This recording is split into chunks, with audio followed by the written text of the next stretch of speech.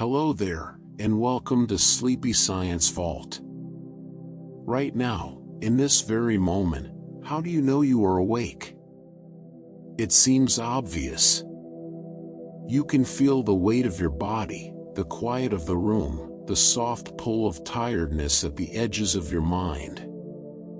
And yet, philosophers have spent centuries pointing out that these same sensations, this same feeling of presence and solidity, can appear just as vividly inside a dream. Dreams have a remarkable way of dissolving the line between what is real and what only seems to be. Inside a dream, the world feels completely convincing. Colors have weight. Conversations carry meaning. You walk through spaces that feel utterly familiar, even when they have never existed. It is only upon waking that the illusion becomes visible, and even then, only barely. This is what makes dreams so philosophically unsettling. They do not just entertain us while we sleep. They expose a gap, a quiet crack in our confidence about the nature of reality itself. If something can seem completely real and yet not be real, then seeming and being are not the same thing. And that single realization opens a door that philosophy has never quite been able to close. Some people experience what are known as false awakenings, moments where you dream that you have woken up, only to find yourself still asleep. You might dream of sitting up in bed, walking to the kitchen, going about your morning, and none of it is happening. These experiences are not just curious or strange. They are philosophically significant, because they show that the mind is capable of constructing a waking experience from the inside out, without any connection to the actual world. It was this very possibility that led René Descartes, writing in the 17th century, to use dreams as the foundation for one of the most ambitious intellectual projects in the history of philosophy. He wanted to find something he could know with absolute certainty, something that could not be doubted under any circumstances. And so he asked himself, what if everything I believe I know comes from my senses? And what if, like in a dream, my senses are deceiving me right now? He could not immediately rule it out.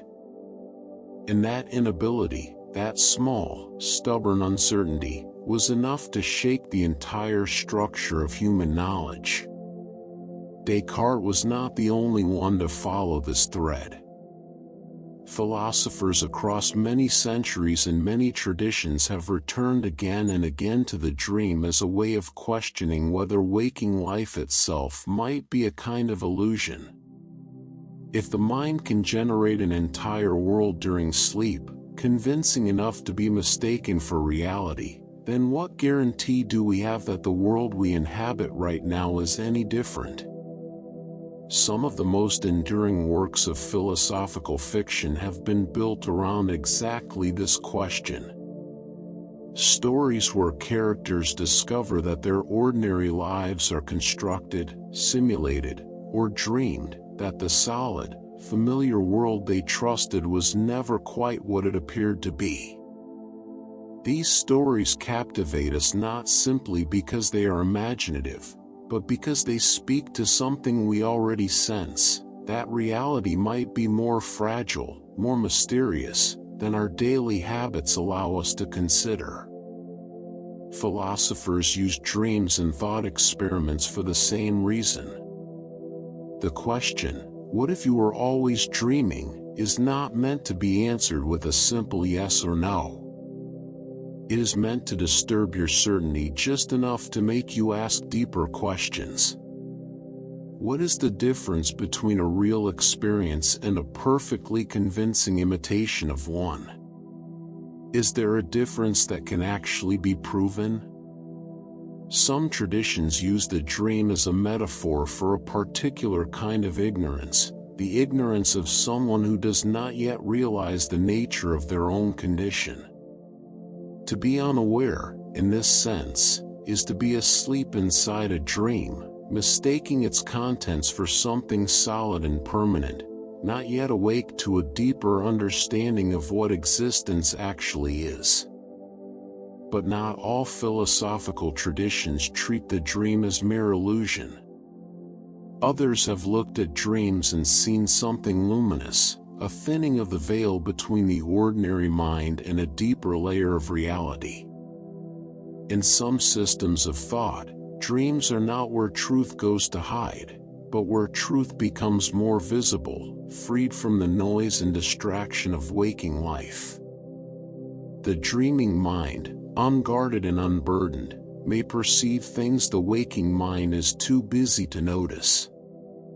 And so the philosophy of dreams becomes a kind of crossroads. Questions of knowledge, perception, consciousness, reality, illusion, and meaning all arrive here and meet.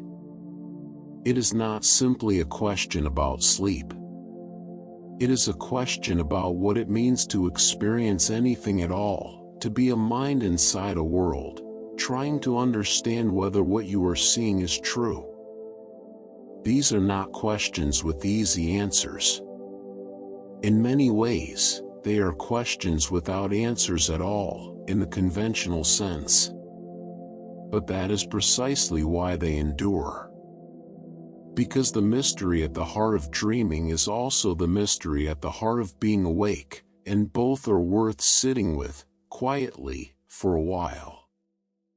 There is a question that sounds deceptively simple, but the more carefully you examine it, the more complex it becomes. What exactly is a dream? Not what a dream feels like, or what dreams might mean, but what a dream actually is, at a fundamental level. What is happening inside the mind when you dream? Is it an experience, in any real sense of the word? Is it a form of consciousness? Or is it something else entirely, something that only resembles experience the way a reflection resembles the thing it mirrors?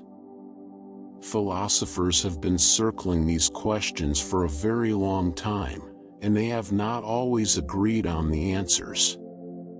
In fact, when you look closely at the philosophical literature on dreaming, four central questions keep rising to the surface. They appear again and again, across different eras and different schools of thought, because they are the questions that seem to matter most. The first is the question of what dreams actually are, their nature, their substance, what kind of thing they belong to. The second is whether we can be said to be conscious during a dream, in any meaningful sense. The third is whether the things we seem to experience while dreaming, the sensations, emotions, and perceptions, are genuinely real as experiences, even if the content itself is not. And the fourth is what dreams might be able to tell us about the mind more broadly, about perception, about memory, about the architecture of consciousness itself. These four questions are not separate puzzles. They are deeply entangled, and pulling on any one of them tends to pull on all the others. The most widely held view, for most of modern history, has been fairly straightforward. On this account, dreams are hallucinations that occur during sleep. The mind, deprived of its usual stream of sensory input from the outside world, begins generating its own. Images, voices, narratives, emotions, all of it arising from within, without any corresponding reality outside the dreaming person. This is sometimes called the standard view, and it has a certain intuitive appeal. It maps onto what we know about perception, about the brain's tendency to construct experience rather than simply receive it, and about what happens when external input is reduced or removed. But the standard view, for all its tidiness, has attracted serious philosophical challenge. One of the most striking objections came from the philosopher Norman Malcolm, writing in the mid-20th century. Malcolm argued, in a careful and rather provocative way, that dreams are not experiences at all, at least not in the sense we normally mean when we use that word. His argument rested on the idea that genuine experience requires the capacity for judgment and communication in real time. When you are awake and you see something, you can comment on it, report it, respond to it. When you are dreaming, you cannot. Whatever is happening during a dream, Malcolm suggested, it is not the same kind of thing as waking experience. We only believe we experienced something because, upon waking, we have a memory, and memories, he pointed out, can be misleading. The dream, on this view, is something we reconstruct after the fact, not something we actually live through. This is a genuinely unsettling idea, and it did not go unanswered. Many philosophers found it too counterintuitive to accept, particularly those who had experienced vivid, emotionally powerful dreams that seemed to carry the full weight of lived experience. To say that those moments were not experiences in any real sense felt, to many thinkers, like a kind of philosophical overreach. The phenomenology, the quality of what it is like to dream, seemed too rich, too layered, too undeniably present to be dismissed as a mere memory artifact.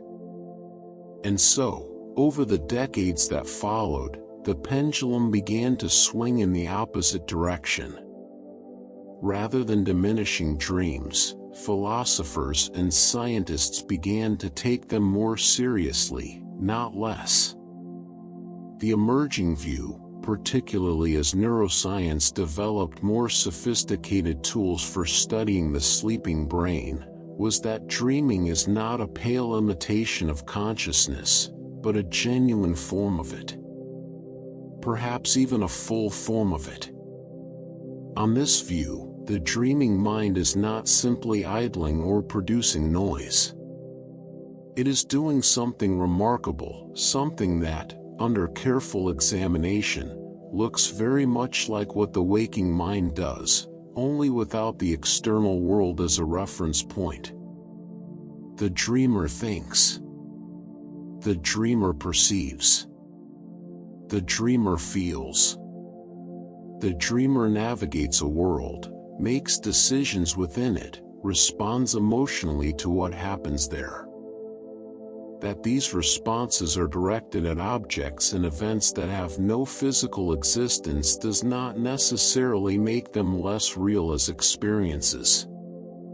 It simply makes them different.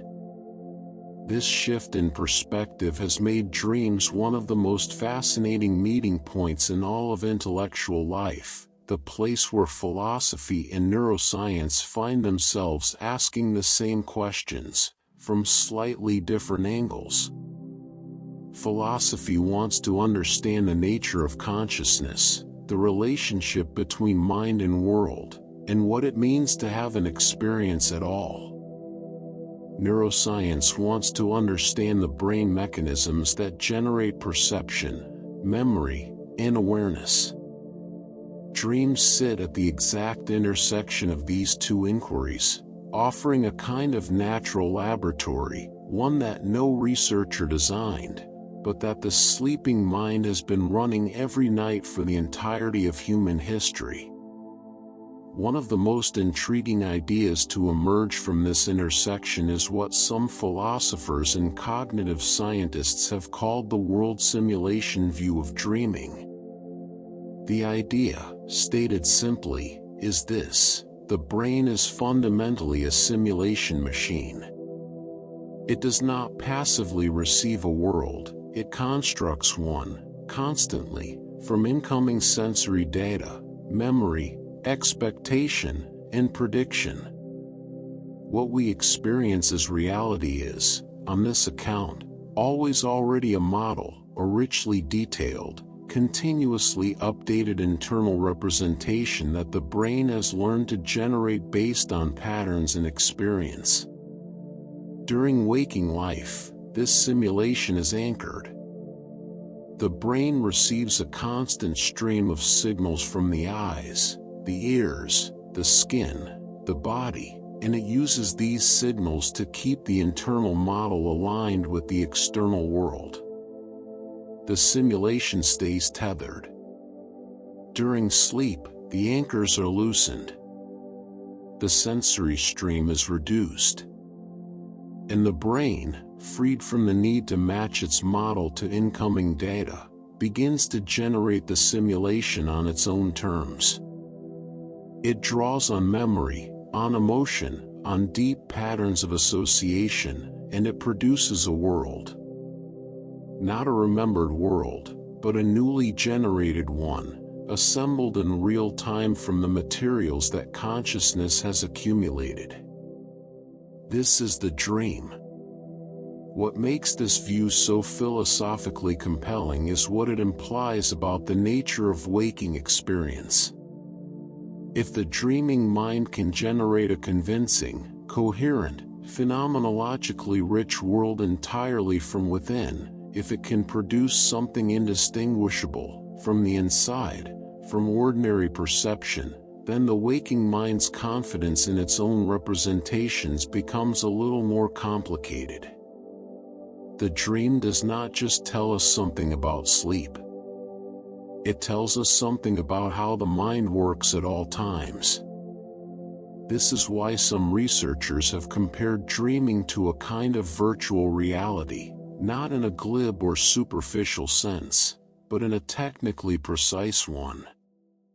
The dreaming brain is doing something functionally similar to what a sophisticated simulation system does, generating a three-dimensional, temporally continuous, emotionally resonant environment, complete with other agents, physical dynamics, and a coherent sense of self at the center. The fact that it does this without any external hardware, using only the architecture of the sleeping brain, is quietly extraordinary. Modern theories of dreaming have developed this idea further, describing the dream state as a kind of realistic world simulation, one that is not random or arbitrary, but shaped by the dreamer's memories, fears, desires, and expectations. The brain is not just generating noise. It is generating a world that is recognizably the dreamer's world, populated with familiar faces, familiar anxieties, familiar landscapes, all slightly distorted, all charged with a particular emotional quality that waking life often smooths away. And then there is an even more fundamental possibility, one that reaches back before individual psychology, before personal memory, before the particular life of any given dreamer. Some researchers have proposed that dreaming may represent what they call proto-consciousness, a kind of baseline awareness that predates and underlies the more complex, refined consciousness of waking life. On this account, dreaming is not something that happens on the periphery of conscious experience. It is, in some sense, the foundation of it. The dreaming mind may be the mind in its most original state, experiencing, responding, constructing a world, before language, before culture, before the elaborate scaffolding of waking identity has been built up around it. When we dream, we may be touching something very old. Something that existed long before the kind of consciousness we associate with reading and reasoning and reflecting on our own thoughts. This is, of course, a speculative idea. But it is a beautiful one. And it raises the possibility that sleep is not a withdrawal from consciousness, but a return to a different, perhaps more ancient, form of it. All of this circles back to that deceptively simple question. What is a dream, really? It is not just a hallucination. It may not even be a lesser form of experience. It might be consciousness operating without the usual constraints, freed from the anchor of sensory input, freed from the demands of social interaction, freed from the need to be practical or coherent or accountable. It might be the mind doing what it does most naturally, most freely, most essentially. And that possibility, quiet as it is, strange as it is worth carrying with you as you settle into rest. There is something the sleeping brain does every night that, if you stop to think about it carefully, is almost impossible to fully comprehend. It builds a world. Not a vague impression of one. Not a loose collection of images. A world with depth and texture, with light falling at particular angles, with the smell of rain or the sound of a voice you recognize. A world in which you move, speak, feel afraid, feel joy, make choices, and respond to events as they unfold. A world that, while you are inside it, carries the complete conviction of reality. And it does all of this without any input from outside. No light entering the eyes. No sound reaching the ears in any meaningful, structured way. No sensation from the skin that the dreaming mind is using to construct its environment. The external world has gone quiet, and yet the brain, working in the dark, drawing on nothing but its own accumulated patterns and processes, generates an entire reality from scratch. This is one of the most profound things that dreams reveal about the nature of the mind. Perception, as we usually think of it, is supposed to be a response to the world. Something happens out there, and the brain registers it, interprets it, builds a representation of it. The causal arrow seems clear, world first, experience second. But dreaming quietly dismantles that sequence. Because during a dream, the experience arrives without the world. The perception is generated entirely from the inside, and yet it feels like perception. It has all the qualities, the vividness, the immediacy, the sense of presence, that we associate with actually seeing, actually hearing, actually being somewhere. This matters philosophically because it suggests that what we call perception may be less about receiving information from the outside world and more about the brain's own generative activity. The world, in a sense, may always have been something the brain constructs. Waking life gives the construction a firm external scaffold to work from. Sleep removes the scaffold, and the construction continues anyway. What is left, when the scaffold is gone, is something genuinely remarkable, experience without a body, in any conventional sense. Or more precisely, experience that does not seem to require the body to be doing anything. In a dream, you can run without your legs moving. You can speak without your vocal cords producing sound. You can feel the cold of water or the warmth of sunlight on your skin while your physical body lies completely still, responding to none of these things. The body is present, of course. The dreaming person is still a biological creature, still breathing, still alive, but the body has become, in a strange sense, irrelevant to the experience. It is not generating the sensations. It is not confirming or producing what the dreamer feels. The experience is happening somewhere else, in some other register. For philosophers interested in the relationship between mind and body, this is deeply significant. One of the oldest and most persistent questions in philosophy is whether the mind is entirely dependent on the physical body, whether consciousness is nothing more than the activity of neurons, requiring flesh and matter and physical process to exist at all. Dreams complicate this question in an interesting way. They do not prove that the mind can exist without the body. But they demonstrate, vividly, that something very much like full experience can unfold without the body being actively involved in generating it. The dreaming mind is, in a sense, running free, producing a complete experiential world while its physical substrate remains passive and still. And there is another dimension to this that is equally curious.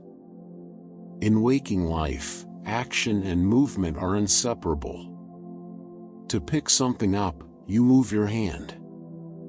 To walk somewhere, your legs carry you there. The relationship between intention and physical motion is so intimate, so immediate, that we rarely think to question it. But in a dream, you can intend to move and move, without anything physically happening. You decide to run, and in the dream you run. You decide to reach for something, and in the dream your hand extends. The gap between will and physical execution, which in waking life is bridged by the body, simply does not exist in the same way. Action, in the dream, is immediate and interior. It is pure intention made experiential, without the physical mechanism that normally translates intention into movement. This challenges some of our most basic assumptions about agency, about what it means to do something, to act, to exert will in a world. If genuine action can unfold without physical movement, then what exactly is action? Is it the movement, or is it something prior to the movement, the intention, the decision, the felt sense of doing? Dreams push these questions into sharp relief. Then there is the question of imagination.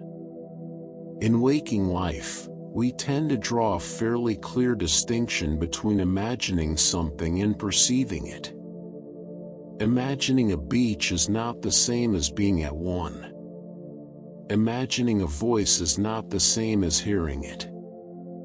Perception carries a quality of presence, of impact, of involuntary encounter. The world comes at you, whether you invited it or not.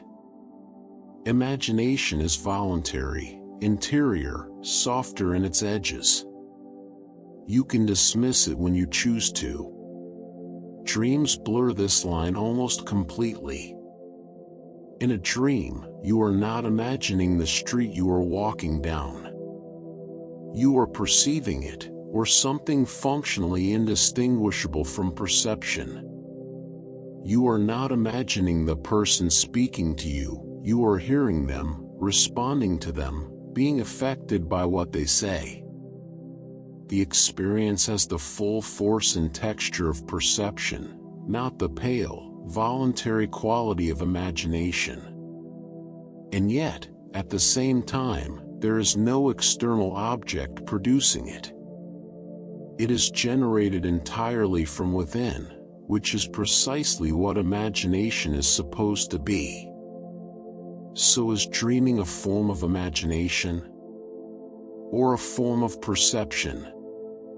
Or is it revealing that these two categories, which seem so different in waking life, are actually much closer to each other than we assumed, perhaps even built from the same underlying processes, separated in ordinary experience only by the presence or absence of external input?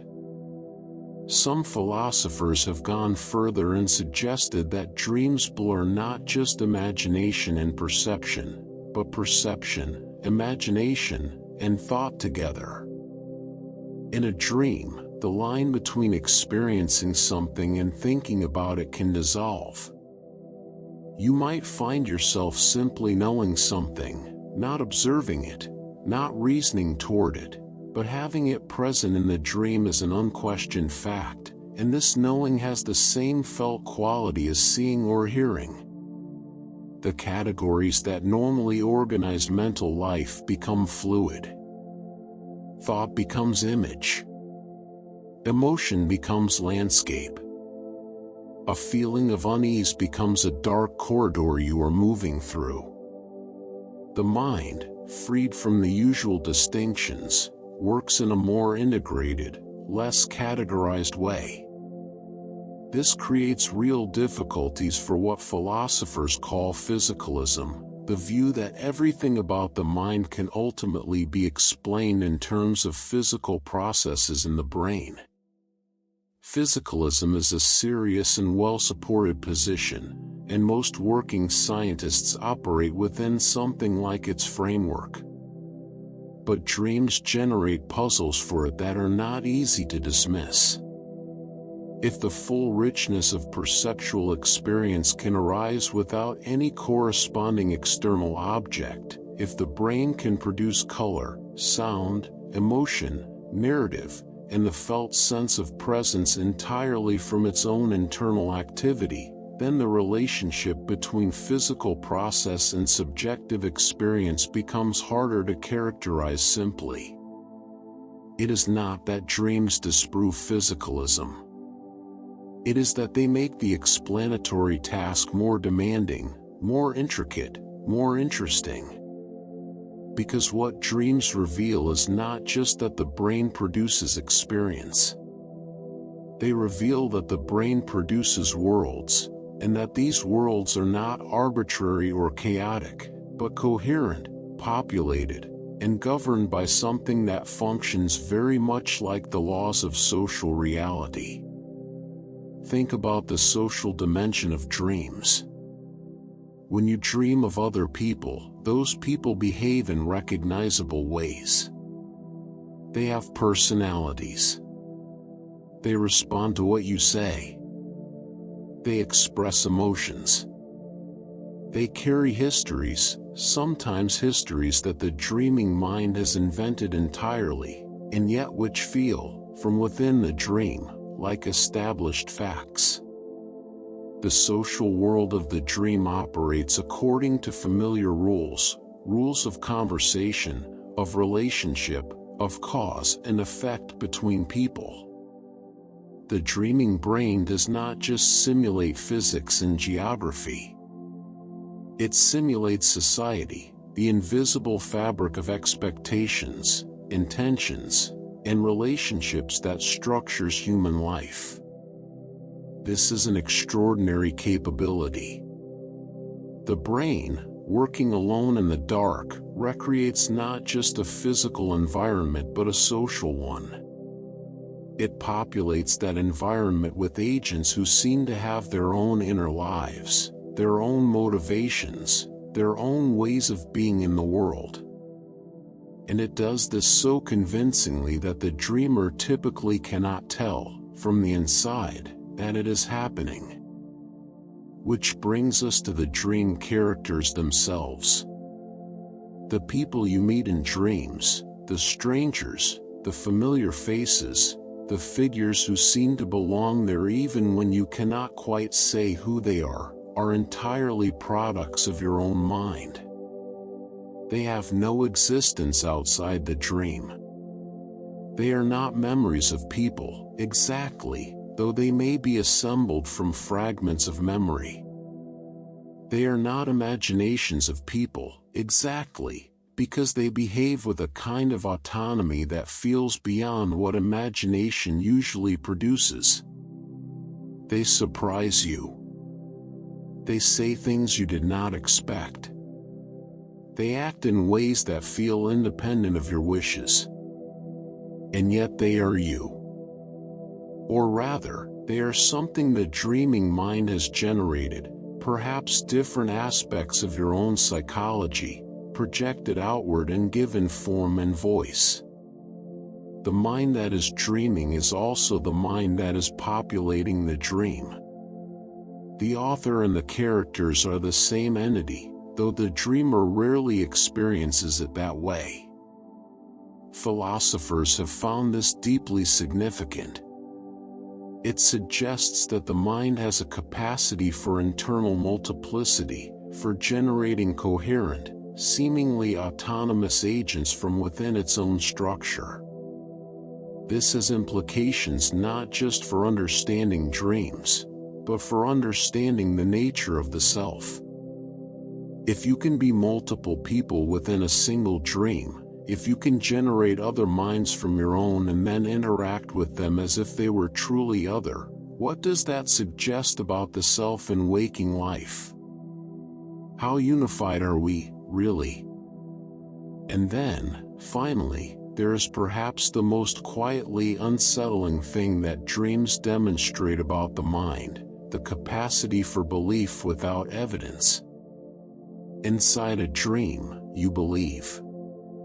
You believe the world around you is real. You believe the person speaking to you exists. You believe the danger you are fleeing is genuine, or the joy you are feeling is earned. You hold these beliefs with complete conviction, not tentatively, not as hypotheses, but as unquestioned truths. And you hold them on the basis of no external evidence whatsoever. The evidence you think you have is itself part of the dream. The confirmation you feel is generated by the same system that is generating the experience being confirmed. In waking life, we like to think that our beliefs are anchored in something solid, in observation, in evidence, in the reliable testimony of the senses. But dreams reveal that the belief-generating machinery of the mind can operate completely independently of any genuine external anchor. The conviction of reality, the sense that what you are experiencing is true, is something the brain produces. It is not something the world bestows. This is, philosophically speaking, a rather humbling discovery.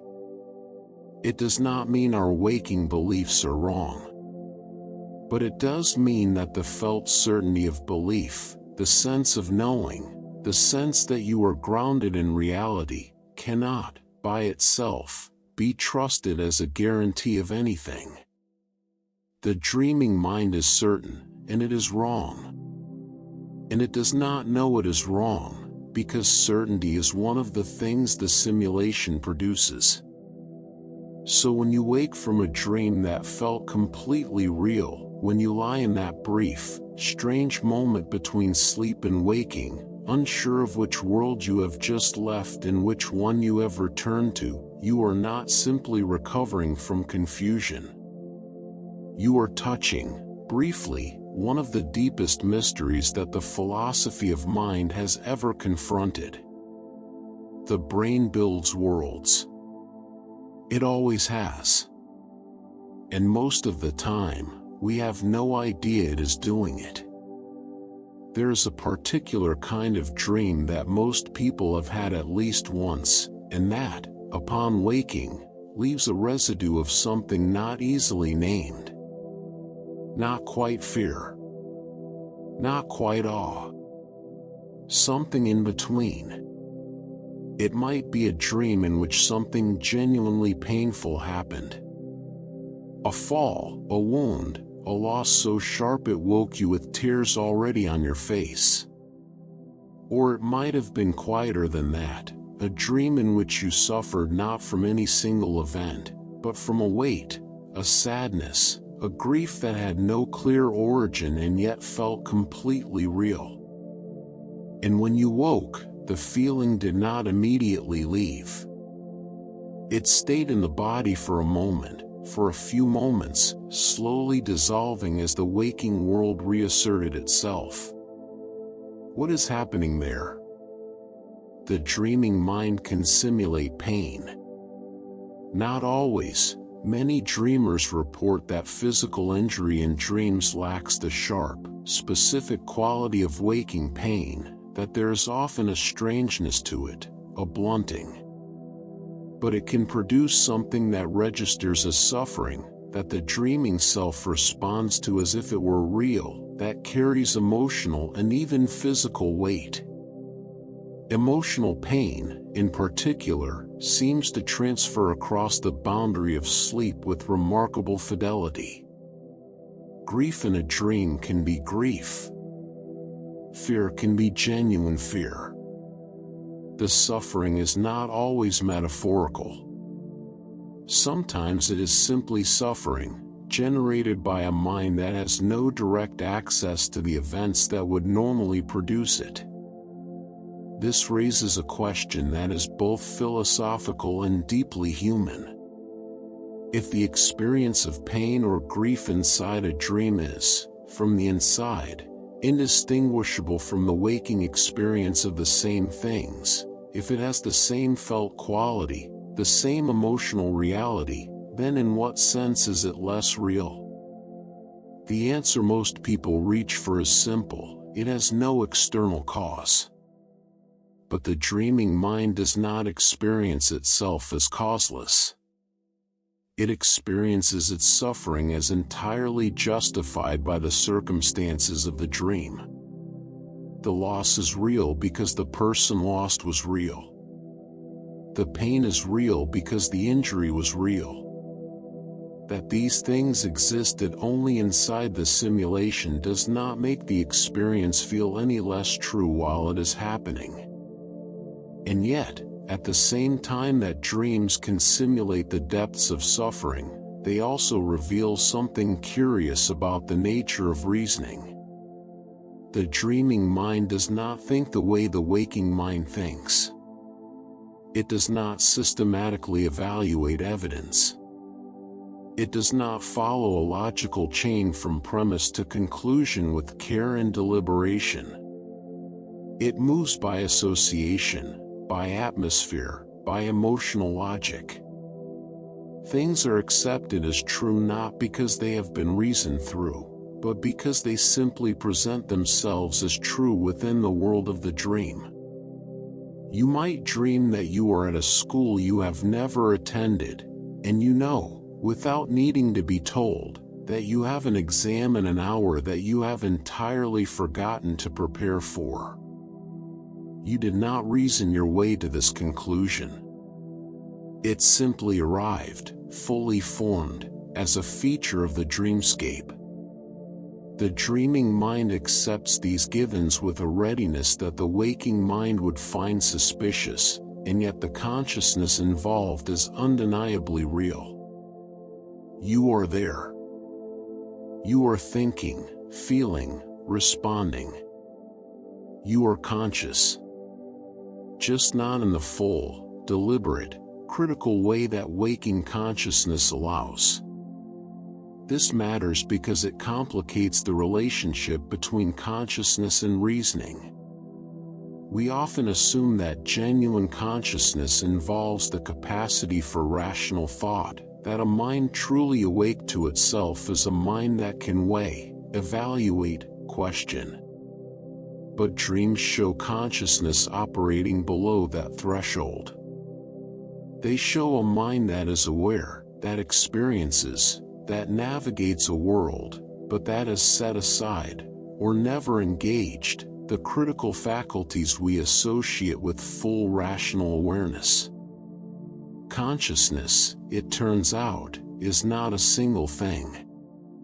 It is layers, and dreaming inhabits a different layer than the one we occupy when we are fully alert and reasoning. Nowhere is this more vivid, or more strange, than in the experience of sleep paralysis. Sleep paralysis occurs when the brain partially wakes while the body remains in the state of muscular suppression that normally accompanies deep sleep. During this state, the dreaming mind is active, conscious, aware, perceiving, but the body is completely unable to respond. You may feel entirely awake. You may be able to look around the room, to perceive your surroundings with something close to normal clarity. But you cannot move. You cannot speak. You cannot call out. The gap between intention and action, which usually closes the moment you wake, remains firmly open.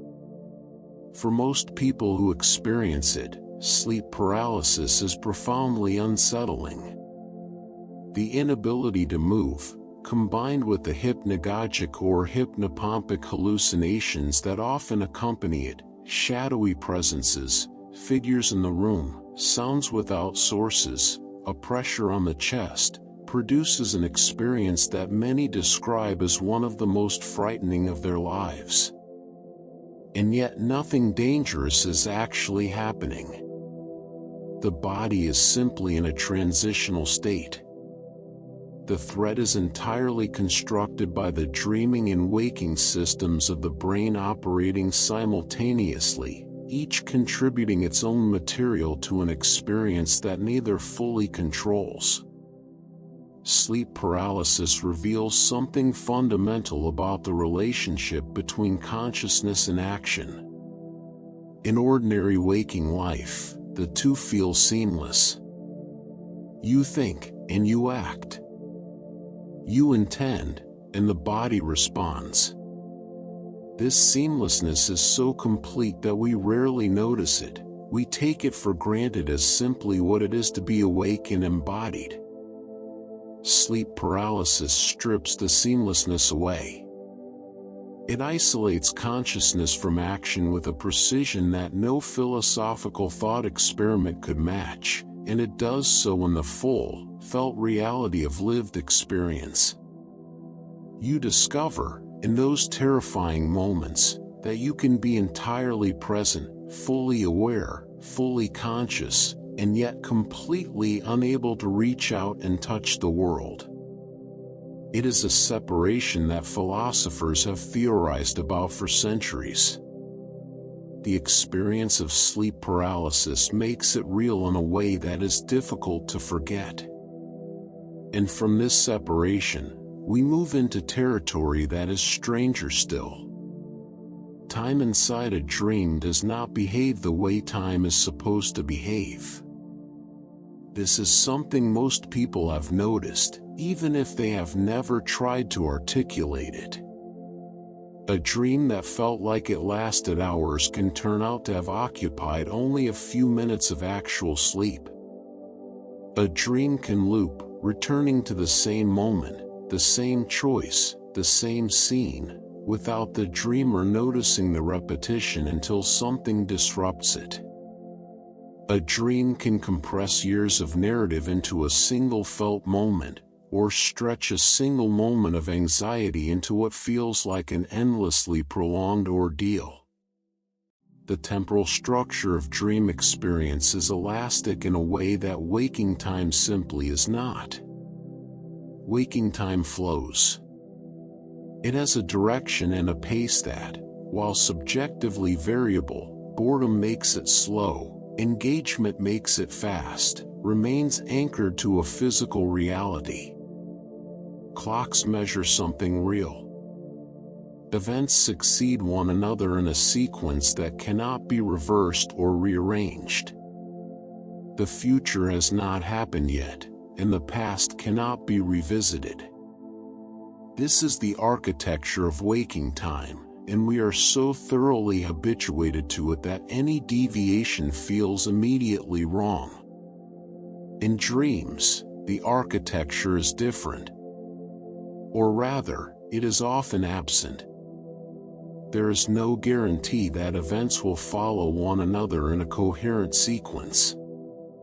There is no reliable sense of how much time has passed or how much remains. There is no clear boundary between what has already happened in the dream and what is happening now. Dreams can contain memories of events that never occurred, memories that feel as real and settled as any genuine recollection, and the dreaming mind accepts them without question, weaving them into the ongoing narrative as if they had always been part of the record. This temporal fluidity is not simply a defect or a limitation of the dreaming state. It reveals something about the nature of time as the mind experiences it. Time, for the brain, is not simply a flow registered from outside. It is something constructed, assembled from memory, anticipation, attention, and the rhythm of events. And when sleep loosens the mechanisms that normally keep this construction disciplined and ordered, time begins to behave differently. It stretches because the mind is not tracking duration carefully. It loops because the processes that normally prevent repetition are not fully engaged. It compresses because the narrative logic of the dream takes precedence over any concern for actual elapsed time. Space, too, behaves differently in dreams. Waking space is consistent. A room has fixed dimensions. A building occupies a particular location in a larger geography. Distances are real and measurable, and navigating them requires time and effort proportional to their actual extent. The geometry of waking space is reliable in a way we depend on without noticing. Dream space can be none of these things. A corridor can extend indefinitely. A house can contain rooms that should not fit within it. A city can shift its layout between one dreamed visit and the next. You can move from one location to another without traversing the distance between them. The spatial logic that waking reality enforces is simply not enforced in dreams, and the dreaming mind accepts its absence the way it accepts everything else, without question, without the alarm that such violations would immediately trigger in waking experience. What does this reveal?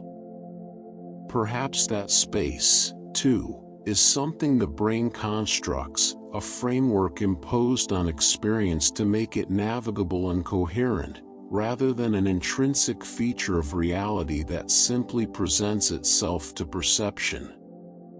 Dreams demonstrate that the brain can generate rich, navigable environments that violate this framework at every turn, and still produce the felt sense of being somewhere real. The experience of space, like the experience of time, turns out to be more constructed, more flexible, and more dependent on particular mental processes than waking life ever leads us to believe. And then there is the question of the body, not the sleeping body lying still in bed, but the body as it is experienced within the dream. Waking bodily experience is something we tend to think of as straightforwardly physical. The body reports its condition to the mind through sensation, hunger, warmth, pain, fatigue, the proprioceptive sense of where the limbs are in space. This reporting feels automatic and reliable. The body knows things, and it tells us. But in dreams, the body that is experienced is not the physical body at all. It is a construction, a simulated body generated by the brain and inserted into the simulated world. This dream body can have different dimensions, different capabilities, different sensations than the actual body produces. It can be younger or older. It can move in ways the waking body cannot. It can feel things the waking body is not currently experiencing. It is, in a sense, an avatar, a representation of embodiment, rather than embodiment itself. This has significant implications for our understanding of what philosophers call the phenomenology of the body, the study of what it is like to have and inhabit a physical self. If the felt experience of bodily existence can be fully generated without reference to the actual body, then the body is experienced as always, at least in part, a mental construct. The sense of having a body, of being located in space, of having weight and warmth and physical presence, is something the brain produces. It uses the real body as its primary source material in waking life. But it can work without it. Dreams also routinely violate the physical laws that govern waking reality. Objects behave in ways they should not. Gravity is inconsistent. Cause and effect operate according to a different logic, or no consistent logic at all. Fire does not necessarily burn. Water does not necessarily behave as water. The physical world, in dreams, is not governed by physics. It is governed by narrative, by emotion, by the associations and expectations of the dreaming mind. We rarely stop to appreciate how radical this is. The physical laws of the waking world are so fundamental, so absolutely consistent in our experience, that violating them even in imagination requires a deliberate effort. We have to work to imagine a world where things float, or where cause does not follow effect. But the dreaming mind violates these laws effortlessly, continuously, and without any sense that anything unusual is happening. This suggests that our confidence in physical law is, at some level, a learned framework, something overlaid on the raw generative activity of the brain, rather than something built into the brain's basic operation. And over all of this, the simulated bodies, the elastic time, the impossible spaces, the suffering and the strange partial consciousness, the brain is doing something that, when you step back from all the technical detail, is really quite simple to describe. It is telling itself a story. Not a story in the literary sense, with deliberate craft and considered structure, but a story in the most fundamental sense, a sequence of connected events, populated by characters, unfolding in a world, carrying emotional stakes, moving towards something that feels like it matters.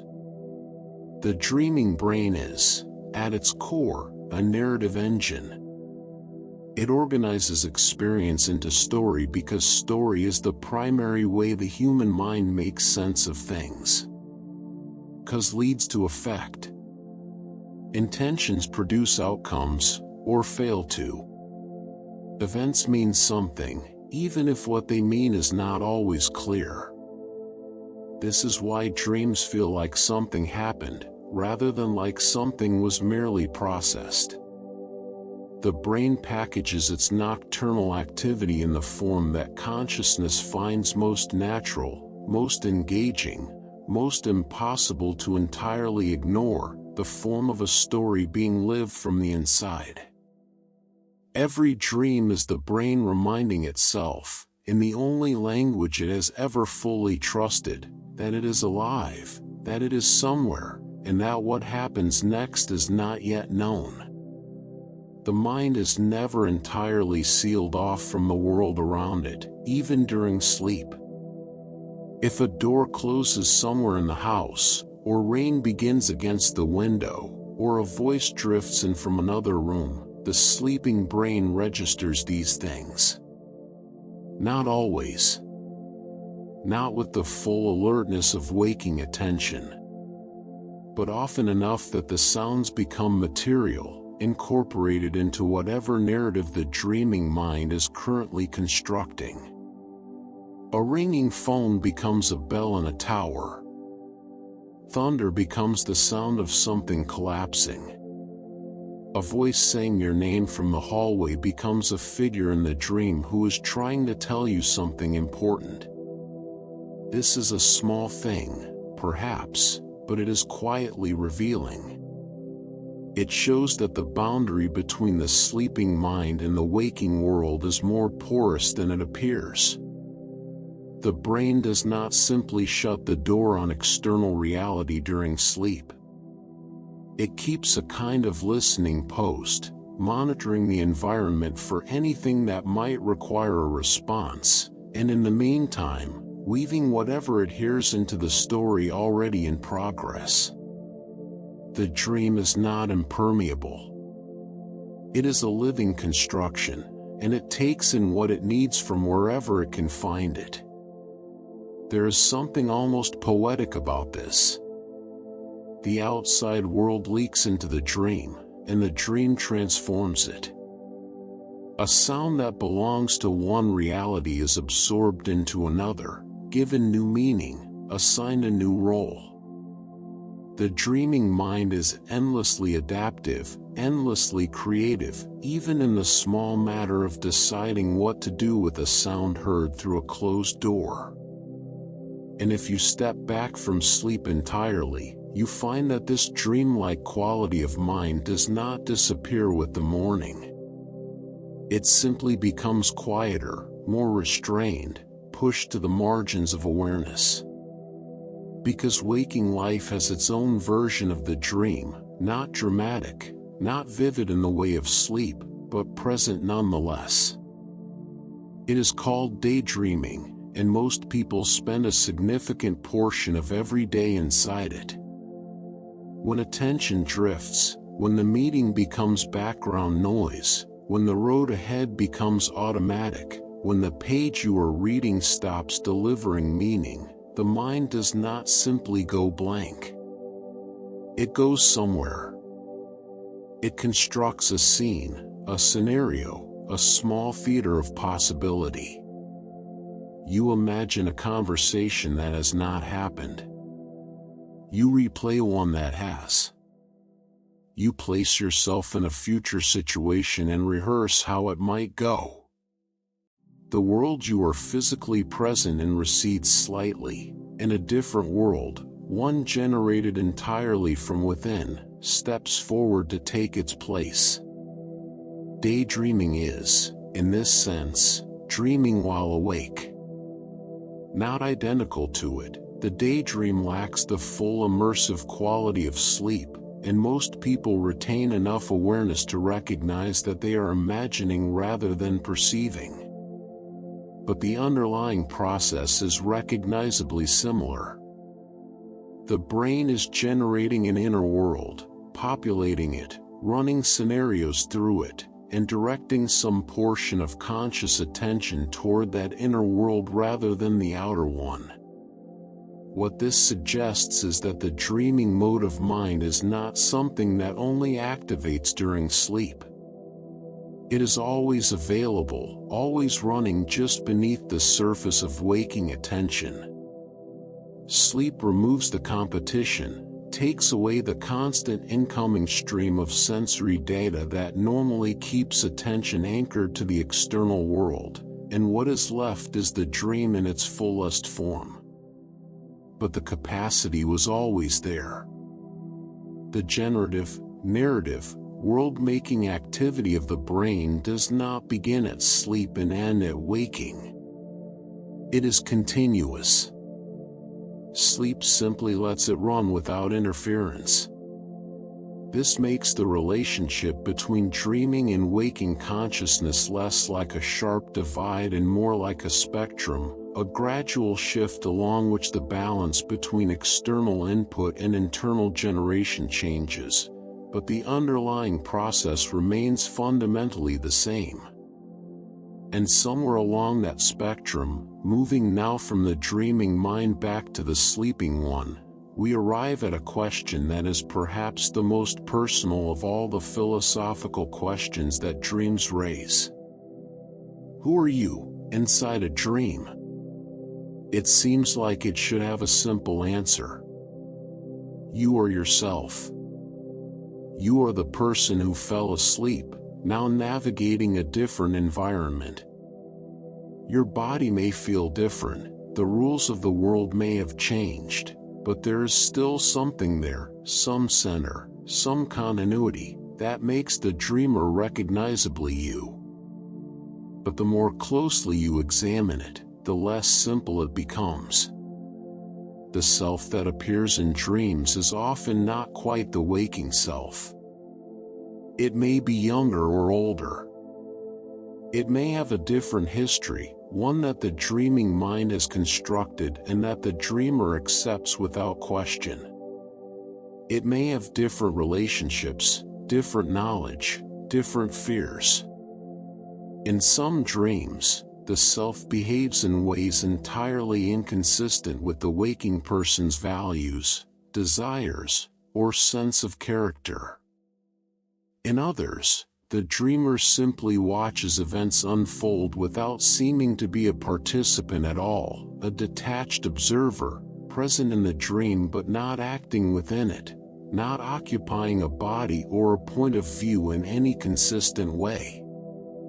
This variability raises a serious philosophical question about personal identity. We tend to assume that identity is continuous, that the person who woke up this morning is the same person who will go to sleep tonight, and that this sameness is not just a matter of sharing the same body, but of some deeper continuity of memory, personality, and selfhood. But if the dream self can differ significantly from the waking self, if identity can shift, dissolve, multiply, or change character across a single night, then what exactly is the thing we call the self? Is it as stable as we assume? Or is it something more like a narrative we construct during waking hours, which the dreaming mind feels free to edit, rewrite, or set aside entirely? Who is the dreamer? Is a question that sounds rhetorical but turns out to be genuinely difficult. One answer is that the dreamer is the author, the part of the mind that generates the entire dreamscape, including the character who appears to inhabit it. On this view, the dream self is a kind of protagonist, created by a deeper layer of mind that remains hidden from view, operating behind the scenes. The dreamer is not truly inside the dream, then, but generating it, and the figure who walks through it, who feels and fears and responds, is a character in a story being written by something that does not itself appear on the page. Another answer is that the dreamer is the dream self, that there is no hidden author, no deeper layer watching from a distance, but simply this consciousness, here, now, inside this world, with no outside perspective available. On this account, the dreamer is entirely immersed. There is no separation between the one who dreams and the one who experiences the dream. They are the same, which means that when the self within the dream differs from the waking self, something genuinely different is happening, not a representation of self, but a different instantiation of it. Both of these possibilities are philosophically significant. Both have implications for what we mean when we say that someone is the same person over time, across different states of consciousness, through sleep and waking and all the gradations between. And the situation becomes more complex still when you consider that identity does not just vary across different dreams. It can shift within a single night.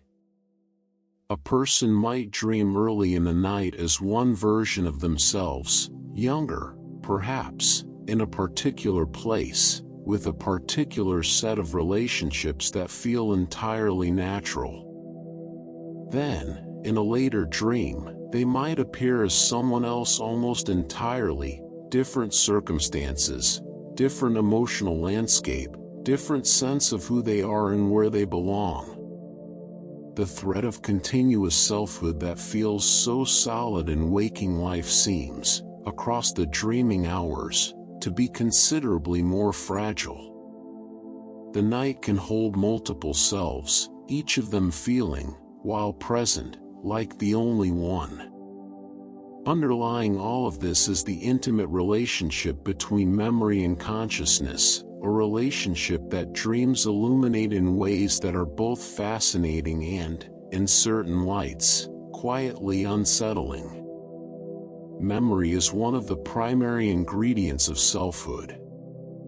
You know who you are partly because you remember what has happened to you, because you have access to a continuous record of experience that connects the person you are now to the person you have been. This record is not perfect. Human memory is fallible in ways that researchers have extensively documented. But it is, in ordinary waking life, sufficiently reliable to sustain the sense of a continuous self with a coherent history. Dreams disrupt this in a particular way. Dream memory is unstable. Inside a dream, you may have clear access to memories of events that never occurred, memories that feel completely authentic, that carry the same emotional weight and vividness as real recollections, but that are entirely invented by the dreaming mind. You remember attending a school that does not exist. You remember a friendship with someone you have never met. You remember, with total clarity and conviction, things that simply did not happen. This is not a malfunction. It is the dreaming brain doing what it always does, generating a coherent world, but in this case, applying that generative capacity to the past as well as the present. The dream needs a history for its characters, and so the brain provides one. The fact that this history is fabricated does not diminish its felt reality from within the dream. Memory, in the dream, is not a record of the past. It is a construction that serves the needs of the present narrative. And then there is the strange relationship between dream experience and the act of remembering it upon waking. The moment you begin to recall a dream, something happens to it.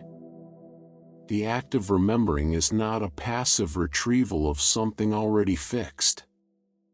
It is, in a subtle but real sense, a creative act. As you pull the dream into waking consciousness, you shape it. You translate its often fragmentary, non-linear, emotionally charged contents into the more structured form that waking memory can hold. You smooth out inconsistencies. You impose a sequence on events that may not have had one. You select what to retain and, inevitably, leave other things behind. The dream you remember is not quite the dream you had. It is a reconstruction, a waking mind's best attempt to capture something that was generated in a very different cognitive mode. And because dreams leave only fragile traces, even this reconstruction begins to fade almost immediately. Within minutes of waking, details slip away. Within hours, most of what the night contained has become inaccessible, leaving only impressions, or nothing at all. This instability of dream memory has a further consequence that is philosophically interesting. When people tell their dreams to others, when they recount the night's events in conversation, or write them down, or return to them across multiple retellings, the dream changes again. Each telling is a new reconstruction. Each time the story is told, the teller makes small adjustments, selects different details, introduces framings and interpretations that were not present in the original telling. Over multiple retellings, a dream can shift considerably from its earliest reported form. This is not dishonesty. It is simply how memory works, and how narrative works.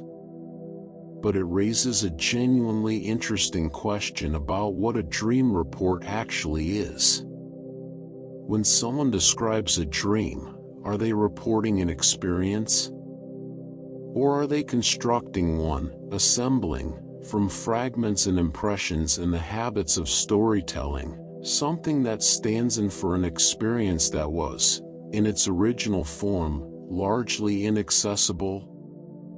Perhaps the answer is that there is no clean distinction between the two. Perhaps all memory is, to some degree, reconstruction. Perhaps all experience, as it passes through language and into communication, becomes something slightly different from what it originally was. Dreams simply make this process more visible, more undeniable, because the gap between the original experience and the waking reconstruction is wider, the traces are fainter, and the differences between tellings are harder to ignore. The dreaming mind holds a different self, in a different world, with a different past, and when morning comes, even that is not quite what you thought it was. What you carry forward is not the dream. It is the story you told yourself about the dream, already beginning to change. Most of what happens during the night is lost. Not gradually, not reluctantly, but quickly, and almost completely. Within the first few minutes of waking, the majority of dream content begins to dissolve. Within an hour, much of what remained is gone. By the time most people have made their morning coffee, the night's entire inner life has been reduced to a few fragments, a residual feeling, or nothing at all. This is the ordinary experience of dreaming for most people, most of the time. The mind generates worlds every night, and then erases them before the day has properly begun. There is a philosophical dimension to this forgetting that goes beyond the merely curious. If dreams are, as many thinkers have suggested, a space where the mind speaks in its own language, where fears and desires and unresolved tensions surface in forms they do not take during the day, then the systematic forgetting of dreams represents a genuine limitation on self-knowledge. Not a dramatic one, perhaps. Not a loss that feels urgent in the ordinary run of life. But a quiet one. A closing off. The waking mind knows itself only partially, only from the surface. What happens below, during sleep, in the hours when conscious attention is suspended and something else takes over, that remains largely hidden. And because it remains hidden, it cannot be examined, cannot be reflected on, cannot be integrated into the ongoing project of understanding oneself. The dream self and the waking self remain strangers, meeting only in the brief, hazy transition between sleep and waking, before the dream dissolves and the day resumes. Some people have tried to narrow this gap by keeping a dream journal, a record of whatever can be retrieved from the night, written down as quickly as possible upon waking, before the forgetting takes hold.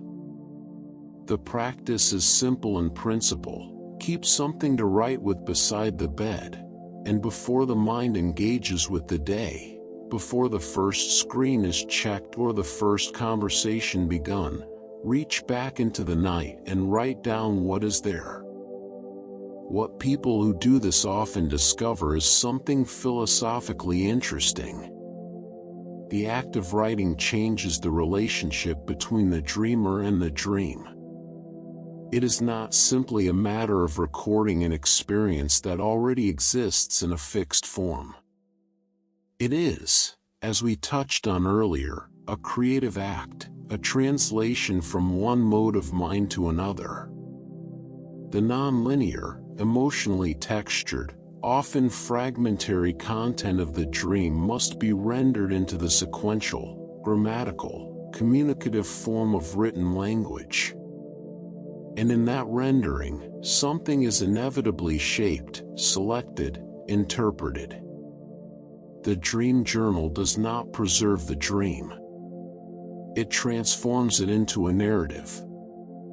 It takes something that existed in the fluid, nonverbal register of sleep and gives it the structure of a story, a beginning, a middle, a sequence of events, a cast of characters, a setting. And in doing so, it makes the dream available for reflection in a way it would not otherwise be. The narrative form imposes a kind of meaning, or at least the conditions for meaning to be found. This is not a criticism of the practice. Narrative may be the only form in which the sleeping mind's productions can be held long enough to examine. But it is worth noting that what is examined, in the end, is always the narrative, the waking reconstruction, rather than the dream itself. The original experience remains permanently out of reach. What the journal gives you is a portrait of the dream, painted in the medium of waking language, by a mind that is already, even in the first moments after sleep, doing the work of interpretation. And yet this portrait, however imperfect, is not nothing. It is a residue of the night's inner life. It is evidence that something happened, that something was felt, that some part of the mind was active and generative in ways the day does not always allow. For many people who practice it, the dream journal becomes a kind of ongoing record of the self below the surface, incomplete, selective, already transformed, but present in a way that pure forgetting never allows. From forgetting, and from the partial recovery that writing makes possible, we move now into territory that challenges even the assumptions embedded in all of this, the assumption that during a dream, the dreamer is simply inside it, unaware, with no perspective available beyond what the dream itself provides. Because sometimes, unexpectedly, that changes. There are moments, not common, but not entirely rare either, when something shifts inside a dream. A recognition occurs. An ordinary element of the dreamscape presents itself in a way that trips something in the sleeping mind, and a realization breaks through: this is a dream. The walls of the narrative become, briefly, transparent.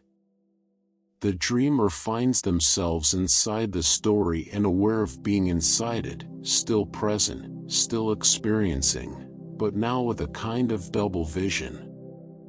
The dream continues, and the knowledge of dreaming accompanies it. This is what is known as a lucid dream. And philosophically, it is one of the most interesting things the dreaming mind can do. It matters, first, because of what it does to a certain kind of philosophical skepticism. The skeptical argument about dreams, the one that Descartes made famous, and that has been elaborated and refined over centuries, rests partly on the claim that we cannot, from inside a dream, know that we are dreaming. The dream presents itself as real, and the dreamer has no access to any perspective outside the dream from which to evaluate that presentation. The illusion is total, and the dreamer is entirely enclosed within it. Lucid dreaming complicates this. Because the lucid dreamer is, precisely, someone who has achieved, from inside the dream, without waking up, the recognition that they are dreaming. The enclosure is not total. Awareness can break through. A particular kind of reflective consciousness can operate even within the dream state, can examine its own situation, can arrive at a true conclusion about the nature of its experience. This does not dissolve the skeptical problem entirely. The lucid dreamer might, after all, be wrong, might believe they have recognized a dream when in fact they are simply dreaming about recognizing a dream, which is something that also happens. But the mere possibility of lucid dreaming suggests that the sleeping mind is not entirely without resources for self-examination. Under the right conditions, something in the sleeping mind can step back, can reflect, can see through the surface of the simulation to the fact of its being a simulation. This is a remarkable capacity. And it raises immediate questions about the nature of awareness itself, about what it means to be conscious of one's own consciousness, to hold an experience and simultaneously observe the fact of holding it. But lucid dreaming is not a single, uniform state. It exists on a spectrum, and the philosophical implications vary considerably depending on where on that spectrum a given experience falls. At one end, there is a minimal form of lucidity, a vague, fleeting sense that something is not quite right, that the world of the dream has a slightly unreal quality, without this recognition being clearly articulated or sustained. The dreamer might sense, dimly, that they are in a dream, and yet not be able to act on this knowledge, or lose it again almost immediately as the dream reasserts its grip. This is partial meta-awareness, the edge of reflection, arrived at and then lost again, leaving only a faint impression that something different briefly happened. At the other end, there is what experienced lucid dreamers describe as full lucidity, a clear, stable recognition that one is dreaming, accompanied by the ability to reflect on the dream, to remember the waking self and its intentions, to make deliberate choices about how to engage with the dreamscape. This is a qualitatively different state. The dreamer is, in a genuine sense, operating at two levels simultaneously, participating in the dream and observing it, inhabiting the narrative and standing outside it. Between these poles, there are many gradations. Lucidity can be bright and clear or murky and uncertain. It can be sustained or quickly lost. It can be deep enough to allow deliberate exploration of the dream environment, or shallow enough that it barely registers before the ordinary dream reasserts itself. The spectrum of lucid dreaming reflects the fact that awareness is not a binary, not simply on or off, but something that comes in degrees, that fluctuates, that can be more or less complete. And within the lucid dream, once that awareness is established, comes a further question: what does the dreamer do with it? Because one of the defining features of lucid dreaming, for many people who experience it, is the sense that the dream can be influenced. That choices can be made. That the environment of the dream, which in ordinary dreaming seems to have its own autonomous existence and direction, can be shaped by the dreamer's intentions. You can decide to fly, and fly. You can decide to transform the dreamscape, and something in the dream responds. You can, at least to some degree, exert will within the dream in a way that produces effects. This raises the question of control in a form that is both concrete and philosophically interesting. How much can the lucid dreamer actually control? The honest answer seems to be, some things, sometimes, to varying degrees. Dream control, in the experience of those who practice it, is rarely absolute. The dreamscape has a kind of inertia. Other characters behave according to their own logic. Unexpected things continue to happen. the attempt to control one element of the dream sometimes produces unexpected results elsewhere. The dream is not simply a blank canvas waiting to be painted. It has its own momentum, its own tendencies, and the lucid dreamers will operate within these, rather than simply overriding them. And this partial, negotiated quality of dream control opens onto one of the oldest debates in philosophy, the question of free will.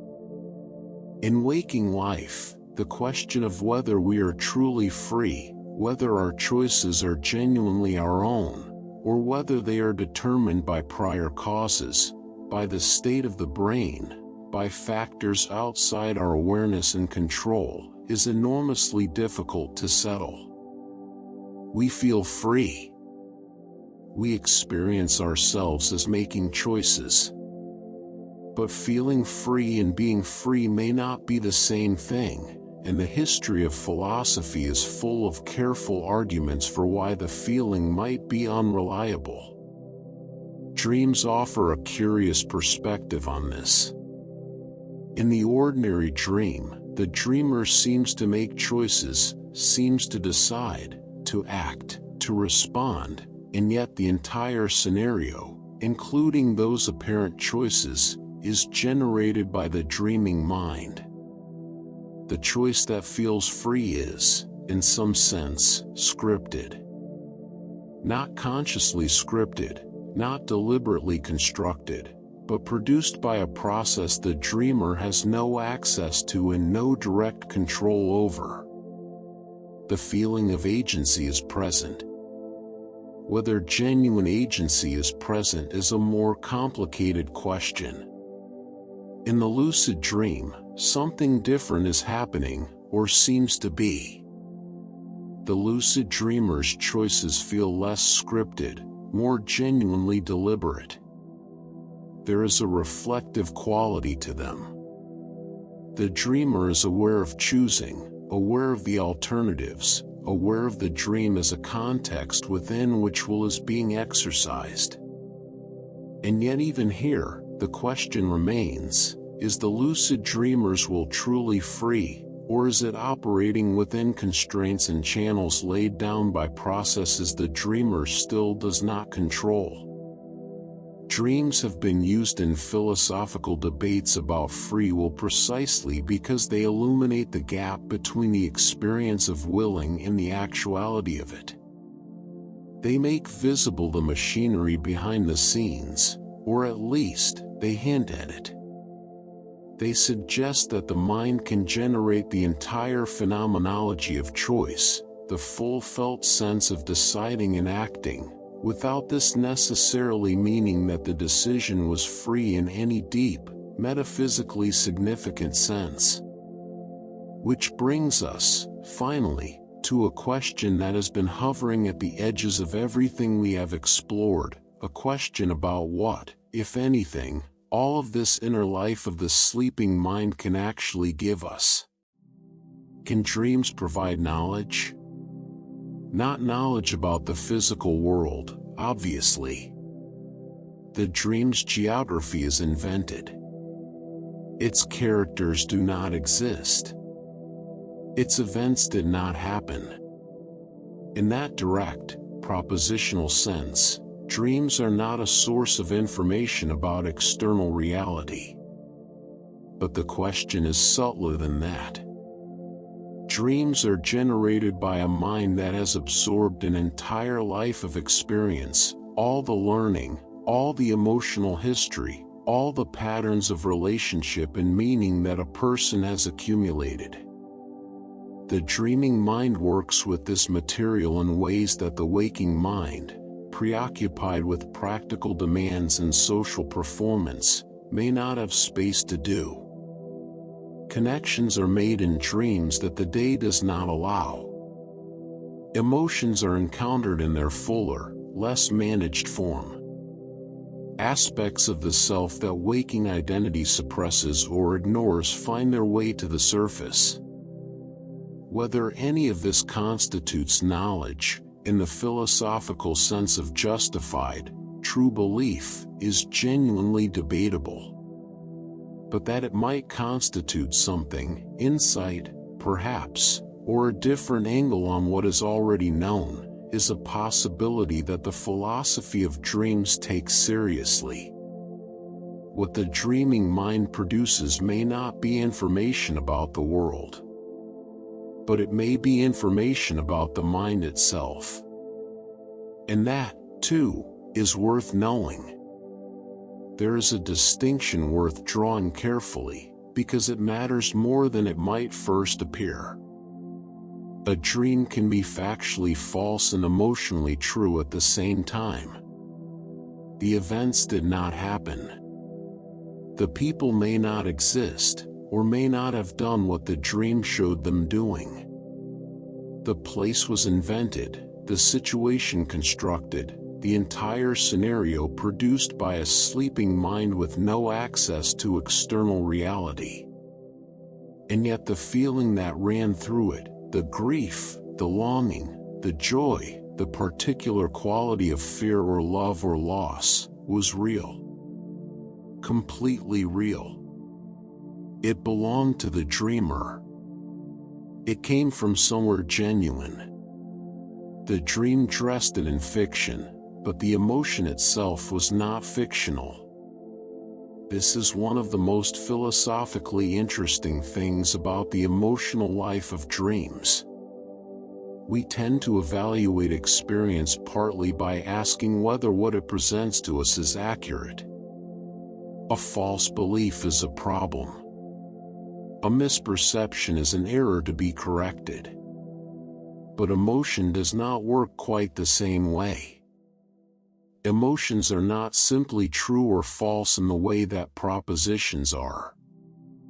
They are responses. They tell us something about the state of the person feeling them, about what matters to them, about what they fear or need or carry. And these things can be revealed through entirely fictional circumstances. A dream about losing someone you love does not require that person to actually be gone. The grief it produces is real grief, a genuine visitation of something the waking self knows, even if the waking self rarely has occasion to feel it so completely. The dream has not lied. It has used the language of fiction to say something that is, in its emotional substance, entirely true. This is why some thinkers have argued that dreams can provide a kind of knowledge, not factual knowledge about the world, but something more intimate. Knowledge about the self. About what is actually felt, beneath the management and adjustment that waking social life requires. The dream does not ask permission. It does not check whether the emotion is convenient or appropriate. It simply produces it, fully and without apology, and the dreamer encounters it in a form that waking life rarely allows. But this emotional directness cuts both ways. Because the emotional landscape of dreams is not predominantly pleasant. Research into dream content has consistently found that negative emotions are far more common than positive ones during dreaming. Fear, anxiety, sadness, shame, frustration, these appear with a frequency that significantly outweighs joy or contentment or peace. The dreaming mind, it seems, has a particular affinity for the difficult end of the emotional spectrum. It returns to worry more readily than to ease. It is more likely to place the dreamer in a threatening situation than a reassuring one. The night, for the unconscious, is not primarily a refuge from difficulty.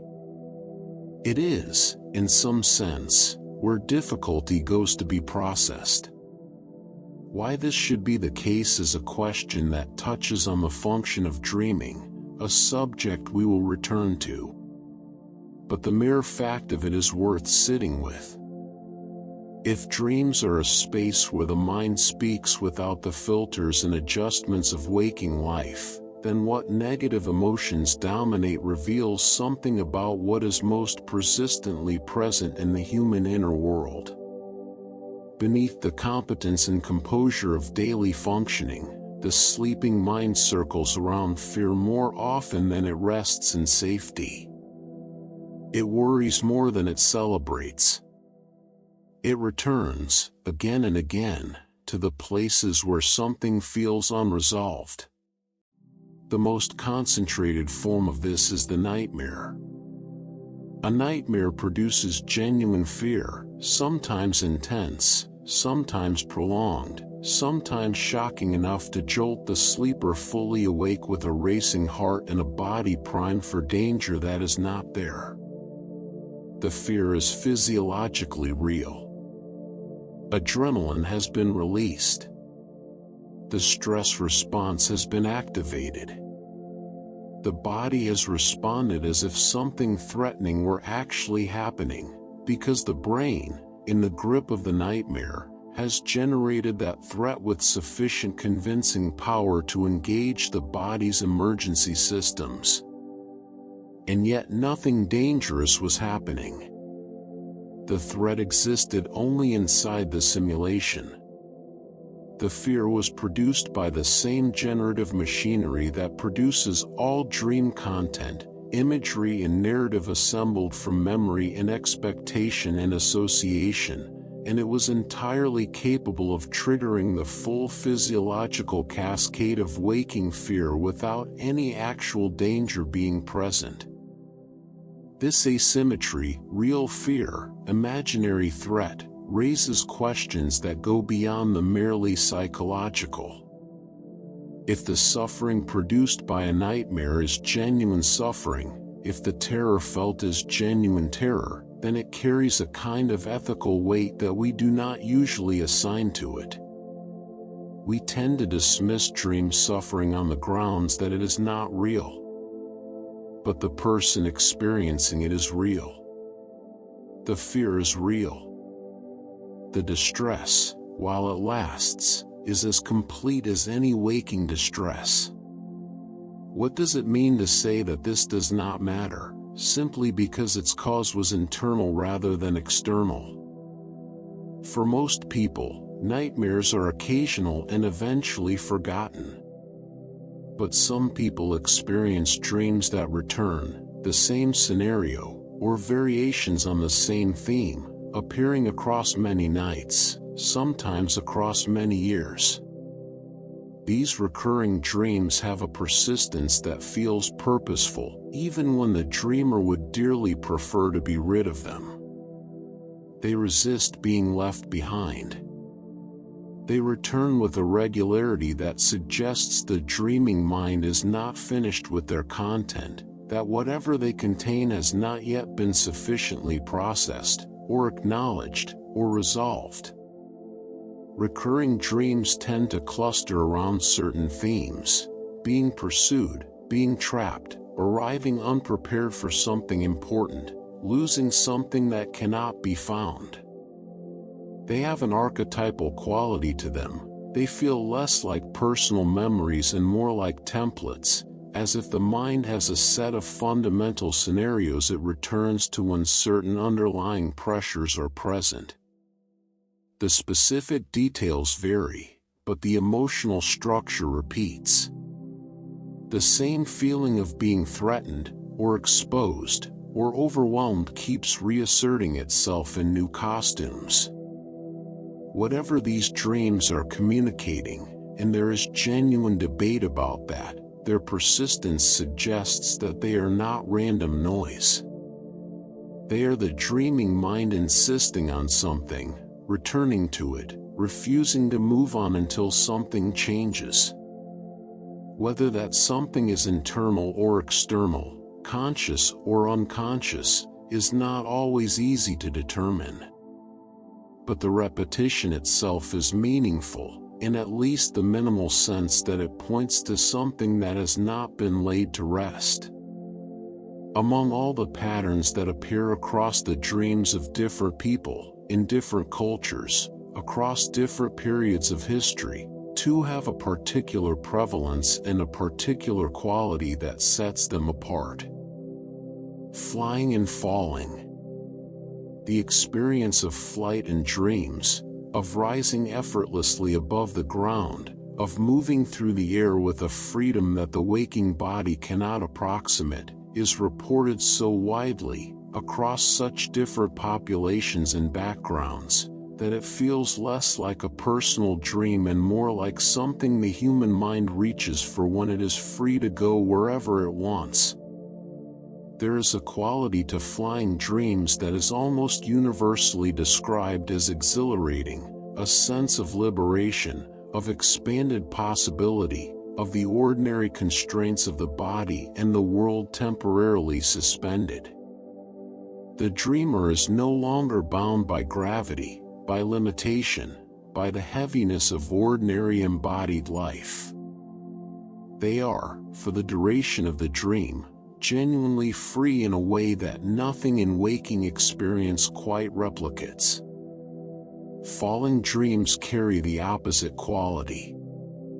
The sudden loss of ground, the vertiginous drop, the helplessness, the absence of anything solid to hold on to, produces a specific kind of alarm that wakes many dreamers before the fall is complete. The body often responds physically, a sudden jerk, a muscular contraction, a jolting return to waking consciousness that can feel as disorienting as the dream itself. The falling dream catches the dreamer without warning, strips away control, and installs, briefly but completely, the sensation of groundlessness. These two experiences, one of liberation and one of loss of control, have attracted enormous amounts of interpretation. The full range of what they might mean need not detain us here. But their prevalence across human experience suggests that they are tapping into something fundamental, into states of possibility and vulnerability that the human mind returns to regardless of culture or circumstance, because something deep in the structure of human experience recognizes them. What links all of this, the emotional truths, the persistent fears, the recurring themes, the universal images, is a framework that some philosophers and psychologists have called the continuity theory of dreaming. The central claim is straightforward, and yet its implications reach quite far. Dreams, on this account, are not separate from waking life. They are continuous with it. The concerns, preoccupations, relationships, and emotional patterns that characterize a person's waking life are the same ones that populate their dreams. The dreamer is not escaping their waking self when they sleep.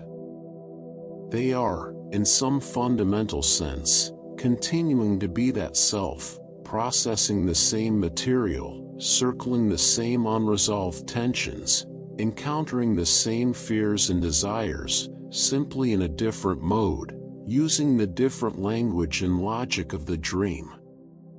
This stands against a view of dreams as random, meaningless neural activity, as noise generated by a sleeping brain with no relationship to the conscious life of the person whose brain it is. The continuity theory insists that the connection is real and significant. What you dream about reflects who you are and what you are dealing with. The dream is not a departure from your waking life. It is a continuation of it, carried on by a mind that does not stop being yours simply because you have fallen asleep. On this view, dreams embody fears and desires in symbolic form, not arbitrarily, but in ways that reflect the dreamer's actual psychology. The figures who appear, the situations that recur, the emotional tones that dominate, all of these are expressions of something genuine in the dreamer's inner life, translated into the imagery and narrative that the dreaming mind works with. the symbolism may not always be transparent. Dreams are not usually direct statements about their own meaning. But the connection between what is dreamed and what is lived is, on the continuity view, real and traceable. And this connection may serve a purpose. One of the most compelling theories about why we dream at all, why the sleeping mind goes to the trouble of generating these elaborate, emotionally rich, spatially complex experiences every night, is that dreaming prepares the mind for waking life.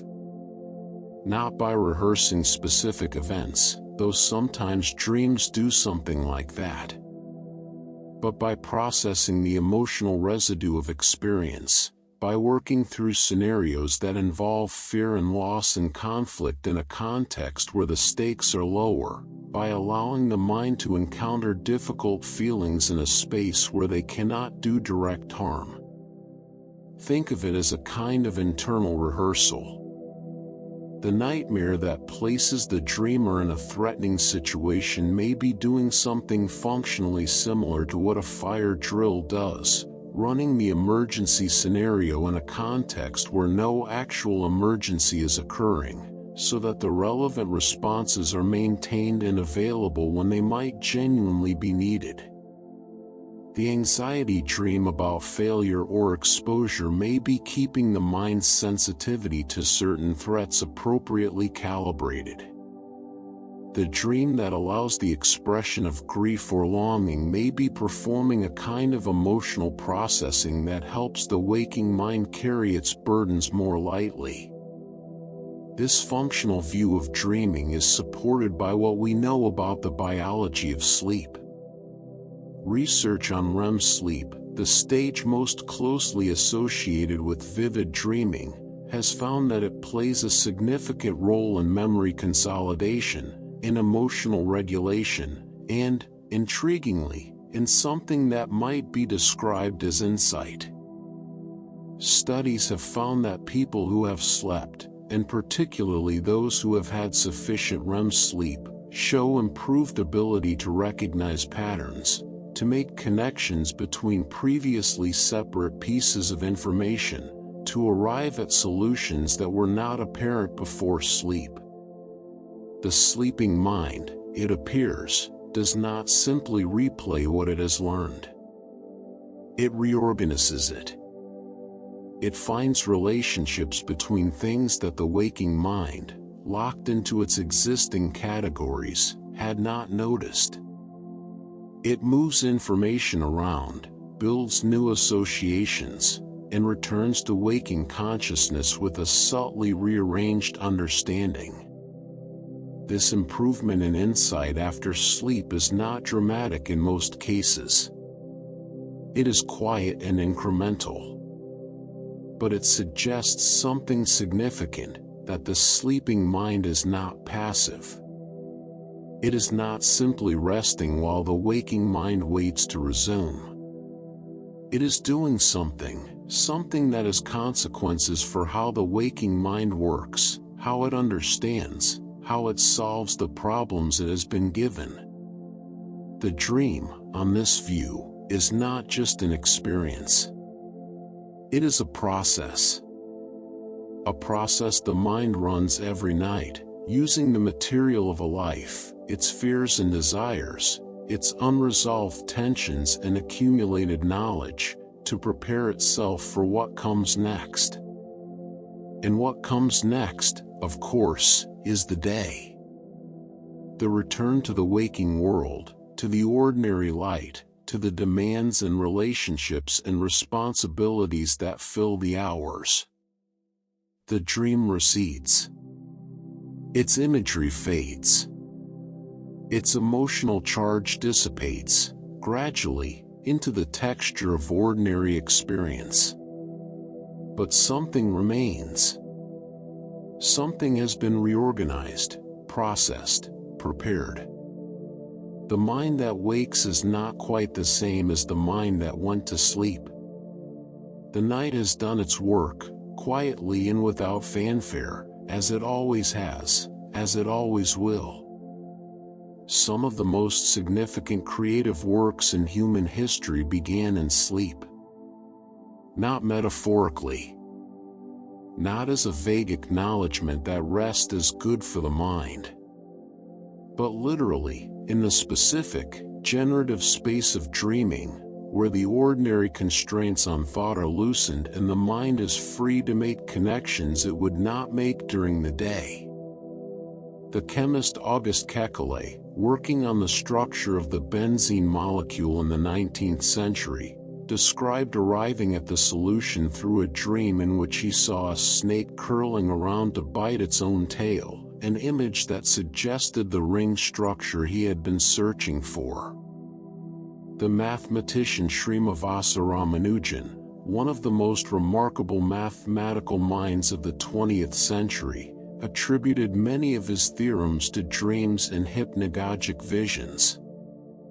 Writers, composers, painters, and scientists across many centuries have described moments when sleep delivered what waking effort had not: an image, a melody, a structural insight, a solution that arrived whole and complete from the night. Whether these accounts are fully accurate in every detail is, in a sense, beside the point. What they point toward is real. The sleeping mind has access to a kind of thinking that the waking mind, in its ordinary focused state, does not easily reach. It makes associations across large distances. It ignores the categories and boundaries that waking cognition enforces. It is not concerned with whether an idea is practical or defensible or consistent with what is already known. It simply generates, freely, abundantly, without the editorial caution that the day imposes. This creative generativity is one of the most practically significant things about dreaming. The dream is not only a space for emotional processing or philosophical puzzlement. It is a laboratory. A place where the materials of a life, all the knowledge, all the imagery, all the half-formed ideas and unresolved problems, are mixed together in new combinations, and where occasionally something emerges from that mixing that changes what the waking mind is able to see. For most people, most of the time, the creative gifts of dreaming arrive quietly and indirectly: a fresh perspective on a problem that had seemed intractable, a mood that unlocks something, a metaphor that surfaces during the day without a clear sense of where it came from. The dramatic story of the dream that delivers the complete solution is rare. But the subtler version, in which sleep reorganizes the mind's material in ways that make new thinking possible, is probably happening all the time, largely unnoticed. From this generative quality of dreaming, we move now into the territory where the question of what dreams mean has been most systematically explored, and most passionately contested. For most of human history, dreams were interpreted within religious, spiritual, or divinatory frameworks. They were messages from gods, visits from ancestors, prophecies encoded in imagery that a skilled interpreter could decode. The idea that dreams might be a natural psychological phenomenon, arising from the workings of the mind itself, and that they might be systematically understood through the application of a consistent theory, is a relatively modern one. And no single figure did more to establish that modern approach than Sigmund Freud. When Freud published his landmark work on dreams at the turn of the 20th century, it was not simply a contribution to psychology. It was a transformation of the entire way the Western world thought about dreaming, about the mind, and about the relationship between conscious experience and the hidden processes that shape it. Whatever one thinks of his specific theories, and they have attracted enormous criticism, revision, and partial rejection over the century that followed, the scale of his influence cannot be overstated. Before Freud, dreams were curiosities or omens. After him, they were evidence of an inner life far more complex, and far less transparent to conscious inspection, than anyone had previously assumed. The core of Freud's theory rested on the idea of wish fulfillment. Dreams, on his account, are not random. They are not simply the brain idling.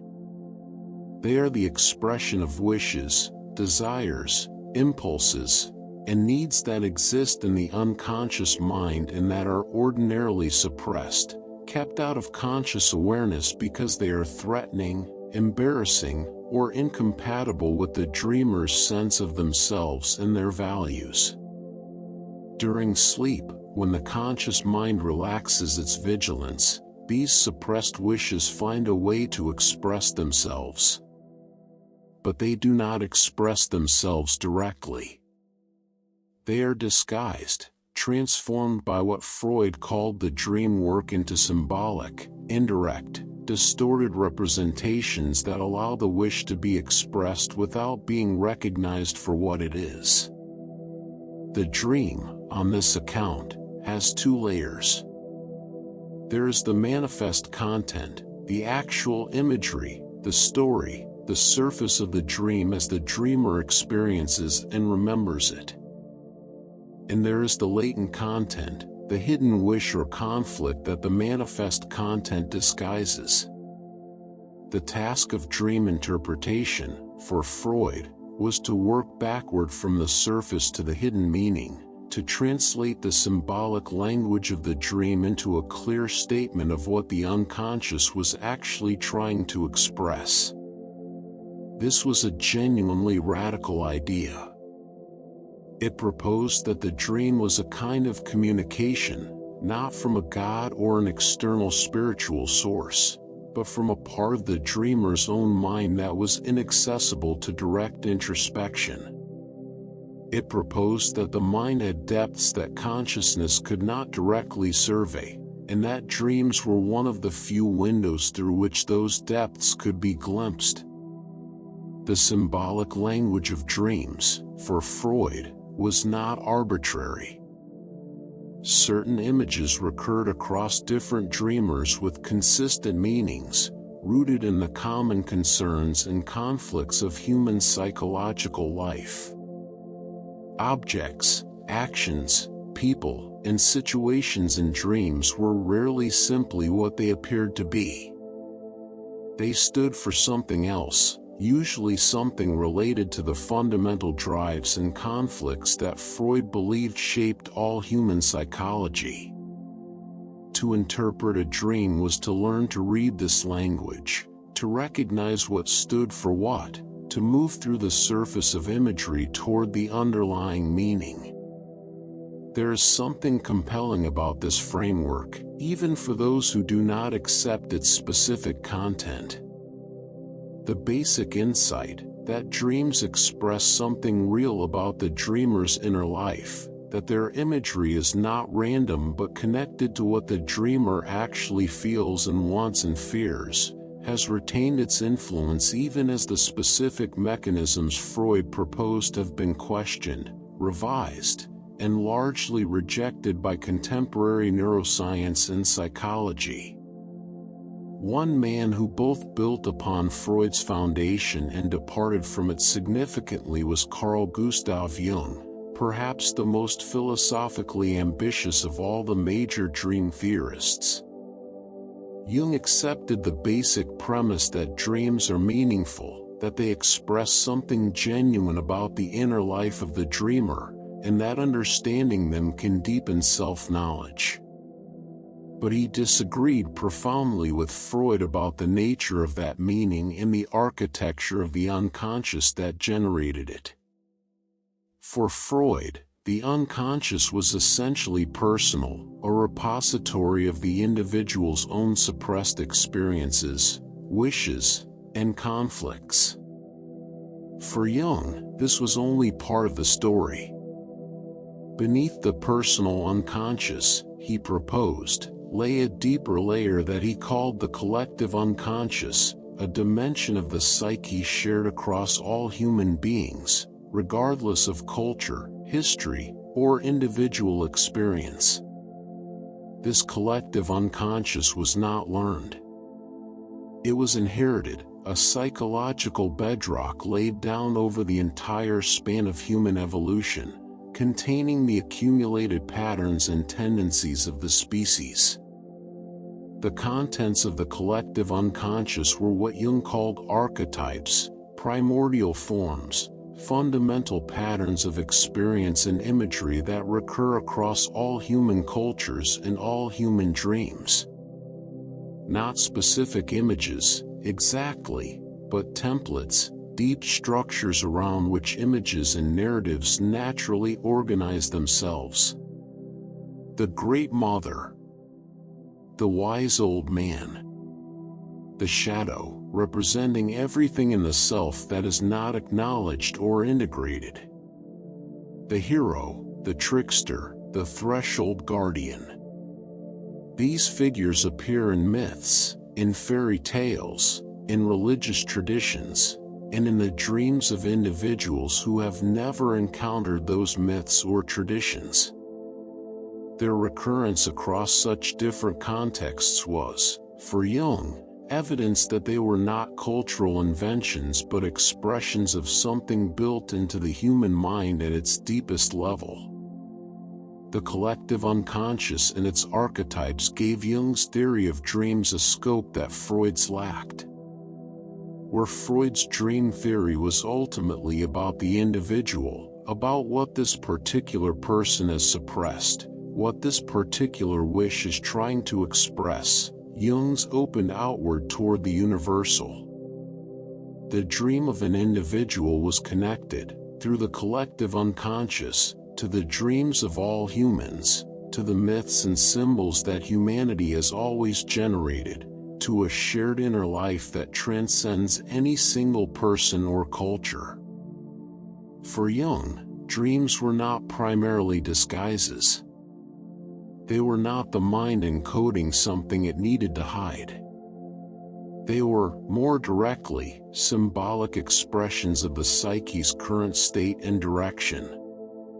The symbolic language of dreams was not a distortion to be decoded but a natural mode of expression, the language of the deep mind, which thinks in images and patterns rather than in the logical propositions of waking reason. To understand a dream was not to see through it to some hidden literal meaning behind the symbols. It was to understand the symbols themselves, on their own terms, in their own language.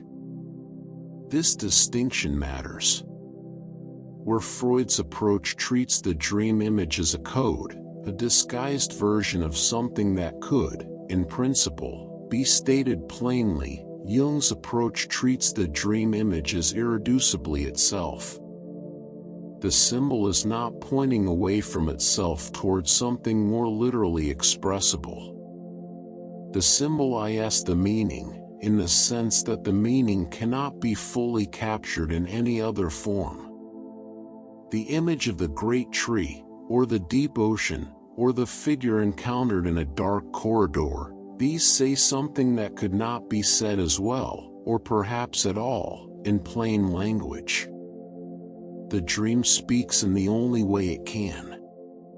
Both Freud and Jung shared the conviction that dreams mean something, that they are not noise, not random activity, not simply the brain cycling through its files. And this conviction has been enormously influential.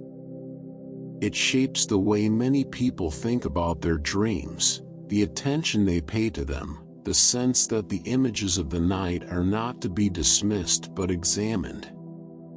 But it is worth asking whether this conviction is itself something to be questioned. Do dreams need to have meaning at all? This is not a trivial question, and the answer is not obviously yes. There are serious researchers who argue that much of dream content is generated by neurological processes that have no particular psychological significance, that the brain is doing housekeeping, consolidating memories, running maintenance routines, and that the narrative and imagery of dreams are largely the mind's attempt to impose coherent form on this underlying activity, rather than expressions of anything the dreamer actually needs to understand. On this view, the search for meaning in dreams is a very human thing to do. We are meaning-making creatures, and we impose meaning on almost everything, but it may not always be finding something that was actually there. The dream may not have a message. It may simply be the brain working, dressed in the clothing of experience because that is the only clothing the mind has. And yet, even if this is true of some dreams, or of much of dream content, it seems difficult to maintain as a universal account.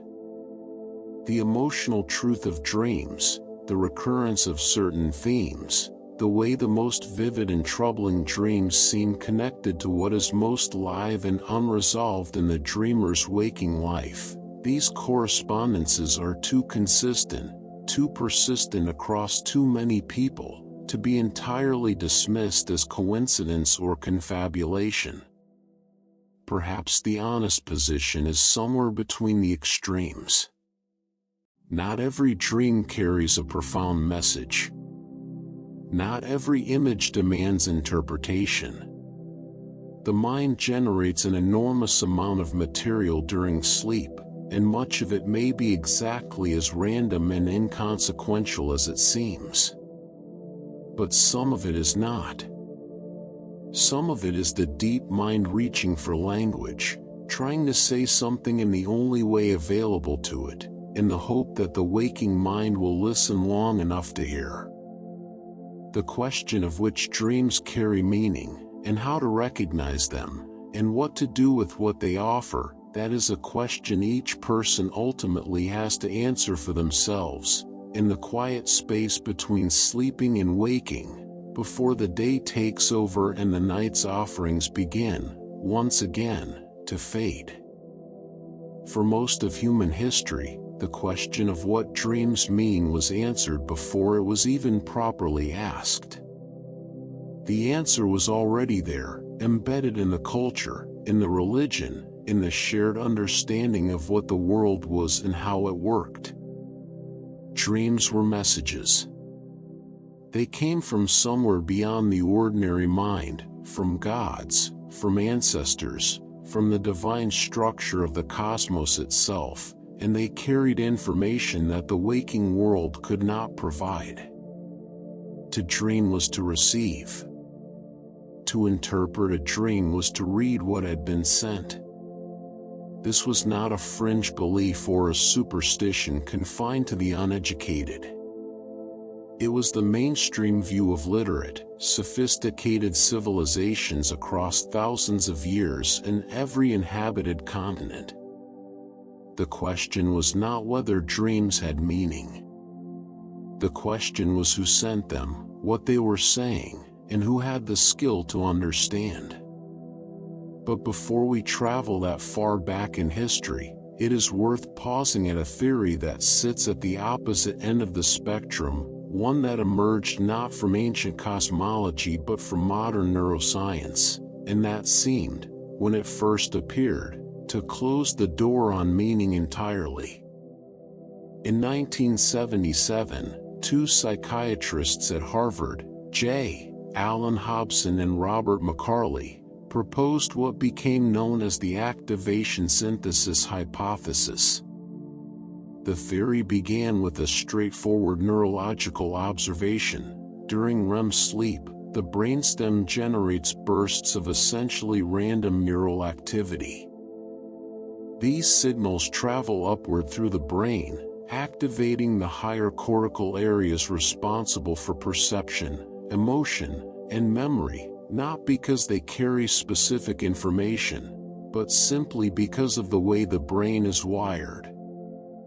The activation is, at its origin, random noise. What happens next, according to Hobson and McCarley, is synthesis. The higher brain, confronted with this random activation, does what it always does: it tries to make sense of it. It imposes narrative. It constructs experience. It takes the scattered signals and assembles them into something coherent, or at least coherent enough to feel like an experience rather than chaos. The result is the dream, not a message, not a symbolic expression of unconscious wishes, not a window into hidden truth, but the brain's best attempt to tell a story from random noise. On this account, the imagery of a dream is not chosen. It is generated. The emotional tone is a byproduct of which neural circuits happen to be activated. The narrative is confabulation, a story assembled after the fact to account for a sequence of experiences that had no designed meaning. Searching for the significance of a dream image, on this view, is a little like searching for the significance of the pattern in a puddle. The pattern is real, in the sense that it exists. But it was not put there by anything with intentions. The activation synthesis hypothesis was influential and remains important. It grounded the study of dreaming firmly in neuroscience and offered a parsimonious account that did not require appeals to unconscious wishes or collective archetypes. But it did not end the conversation, partly because even Hobson himself, in later work, acknowledged that the synthesis stage was anything but trivial. The brain's construction of experience from random signals is itself a meaningful process, shaped by the dreamer's memories, personality, and emotional history. Even if the input is noise, the output is not. The dreamer who synthesizes a dream of pursuit and terror is revealing something about their psychology, not because the brainstem chose terror, but because the dreamer's mind assembled terror from what it was given. So the meaning may not be intrinsic to the neural activation, but it may arrive in the synthesis. And that is a distinction with important philosophical consequences. Around the same time that neuroscientific theories were developing, another approach was emerging that located the function of dreams not in psychology or neuroscience specifically, but in evolution. The threat rehearsal theory, developed most thoroughly by the Finnish neuroscientist Antti Raivantuo, proposed a straightforward and compelling idea: dreams exist because they were useful. More specifically, threatening dreams, the nightmares, the pursuit scenarios, the situations of danger and helplessness that populate so much of human dream life, exist because the ability to simulate threatening situations during sleep provided a survival advantage. An organism that could rehearse responses to danger in a context where no actual danger was present would be better prepared for real threats when they arrived. The fear would be familiar. The response patterns would be primed. The simulation would have done some of the preparatory work that reality, in its unannounced and unforgiving way, does not always allow. This gives the content of threatening dreams an evolutionary logic that bypasses the question of personal psychology almost entirely. The mind does not dream of being chased because of something specific in the dreamer's unconscious. It dreams of being chased because the dreaming mind has been shaped by millions of years of selection to run that particular simulation. The threat scenario is a feature, not a malfunction. The threat rehearsal theory has a quiet elegance to it, and it aligns with what we know about the prevalence of negative emotions in dreams. But it, too, raises questions. If threatening dreams serve a rehearsal function, then the distress they cause is, in some sense, purposeful, even beneficial. Which leads, naturally enough, into territory that is more ethically complex. What is the moral status of what happens inside a dream? In ancient traditions, this question was answered with some seriousness. In parts of the ancient world, dream actions were considered morally significant, not equivalent to waking actions, but not entirely irrelevant to them either. To dream of doing something shameful was, in some traditions, considered to reflect on the character of the dreamer. The dreaming mind was not entirely separate from the moral self. What it produced during sleep was thought to reveal something about the person's true nature, their hidden desires, the directions their soul inclined toward when the constraints of waking social life were removed. Other traditions drew sharper distinctions. The dreamer who behaved badly in a dream was not held responsible in the same way as the waker who behaved badly in the world. The dream was a different register, governed by different rules, and moral judgment in the dream realm required different standards than moral judgment in the waking one. This ancient debate maps surprisingly neatly onto questions that contemporary philosophy of mind has revisited. Is the dreamer morally responsible for the actions of the dream self? When the dreaming mind generates a scenario in which the dreamer does something violent or cruel or dishonest, something entirely inconsistent with their waking values, does that say anything meaningful about who they are? The honest philosophical answer is complicated. The dreamer does not choose the content of their dreams in the way they choose their waking actions. The dream self operates in a context the dreamer did not deliberately construct, under conditions the dreamer cannot fully control, using materials, memories, fears, fantasies, that the waking self did not intentionally assemble. This suggests a strong argument for diminished or absent moral responsibility. You cannot be fully held to account for actions taken in circumstances you did not create and cannot direct. And yet the continuity theory, which we encountered earlier, cuts against a clean separation. If the dream self is genuinely continuous with the waking self, if it expresses the same fears, desires, and emotional patterns that characterize the waking person, then the dream's content is not entirely foreign. It is connected to something real in the dreamer. Not in a simple, one-to-one way. Not as a literal revelation of what the person would do if social constraints were removed, but as a signal of something present, something the waking self may not have examined fully, something worth acknowledging rather than dismissing. The connection between dreams and free will surfaces again here, and with particular sharpness. In waking life, moral responsibility is typically tied to the capacity for choice, for deliberate decision-making, for the ability to do otherwise than one did.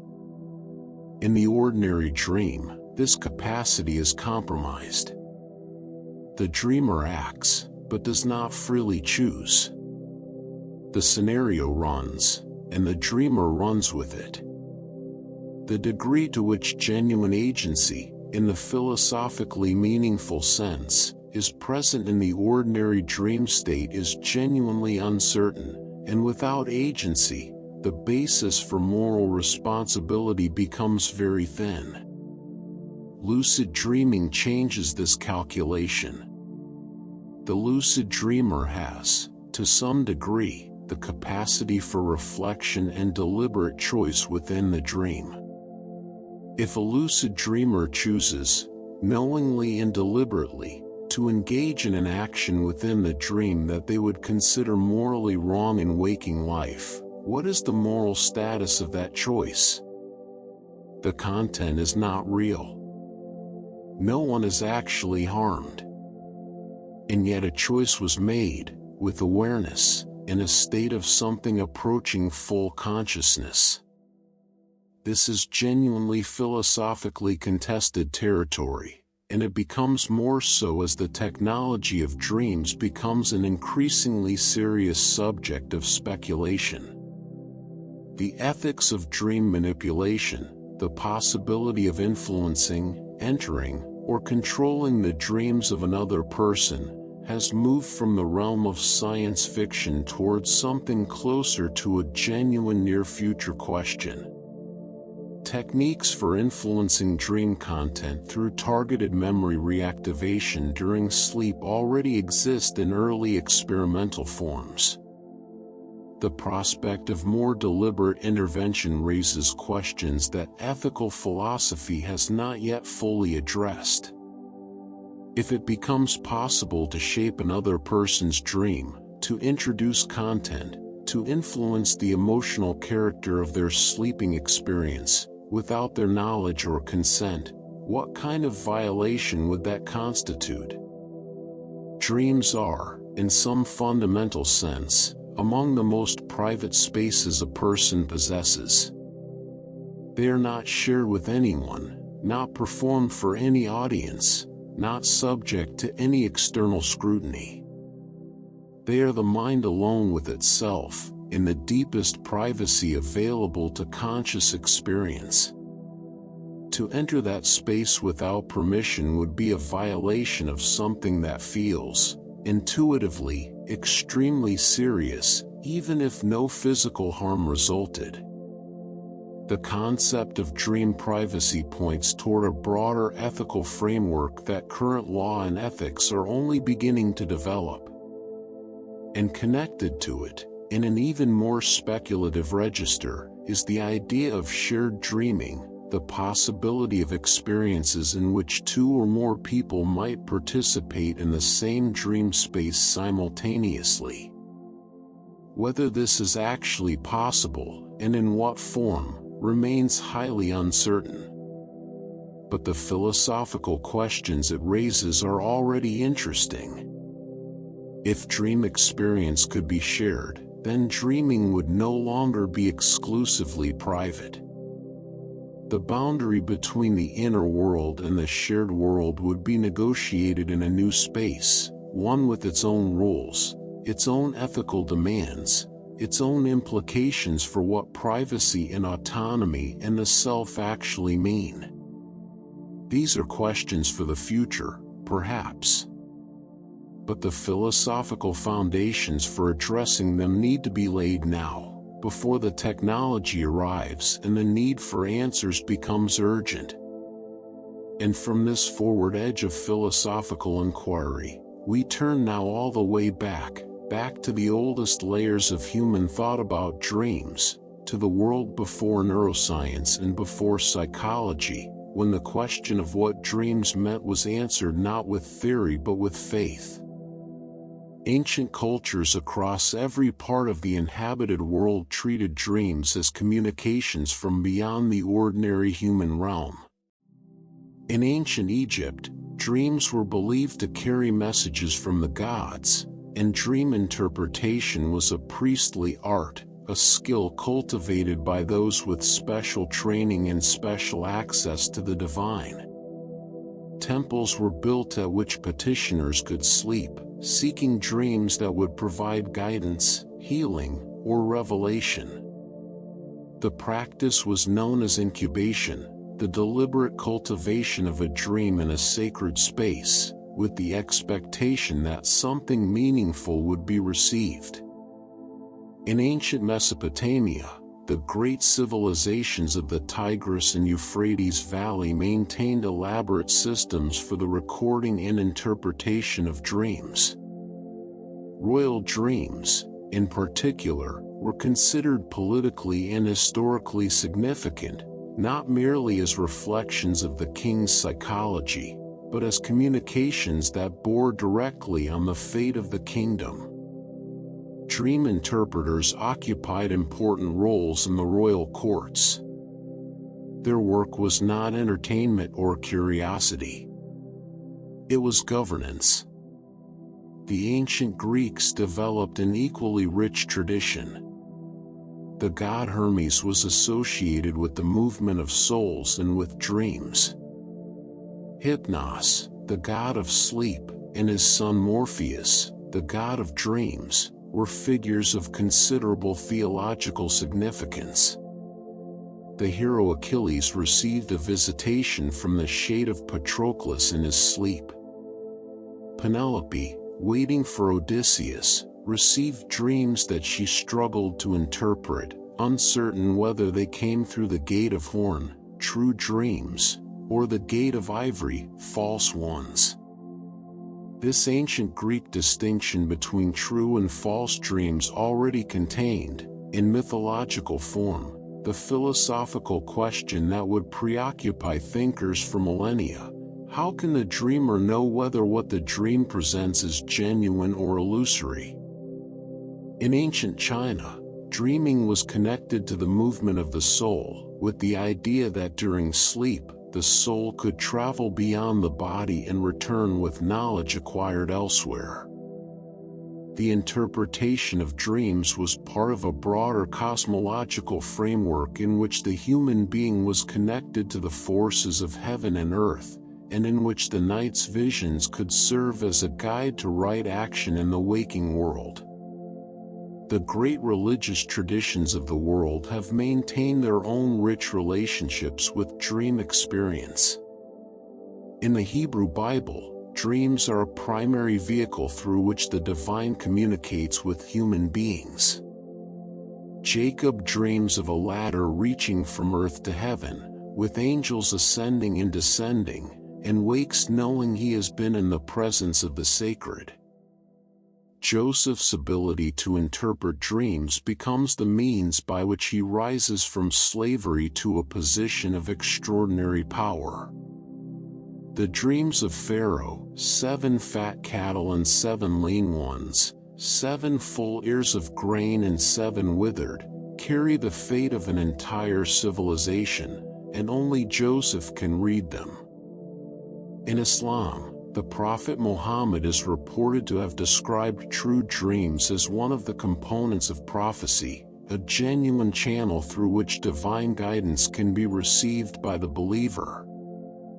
The tradition of dream interpretation within Islam is rich and sophisticated, drawing on both theological and psychological frameworks, and the significance of certain categories of dream has never been in doubt within the tradition.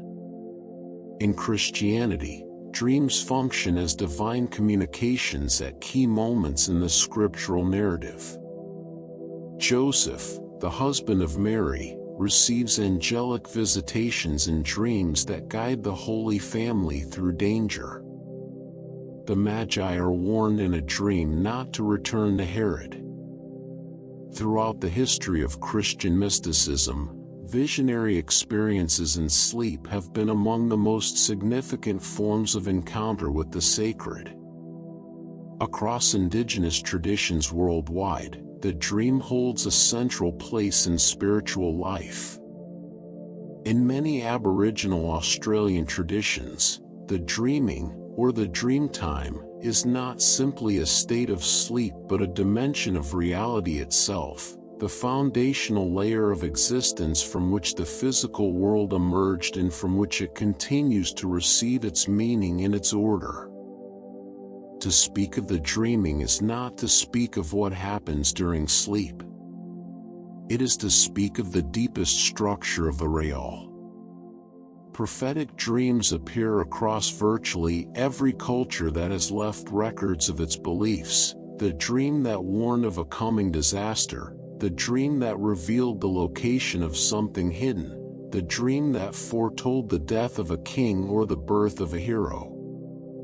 whether these dreams actually predicted the future, or whether the records represent a selective memory that preserved the apparent hits and forgot the misses, is a question that historical analysis must address. But the universality of the belief, the fact that cultures with no contact with one another all arrived at the conviction that dreams could carry foreknowledge, points to something significant about the human relationship with the night's visions.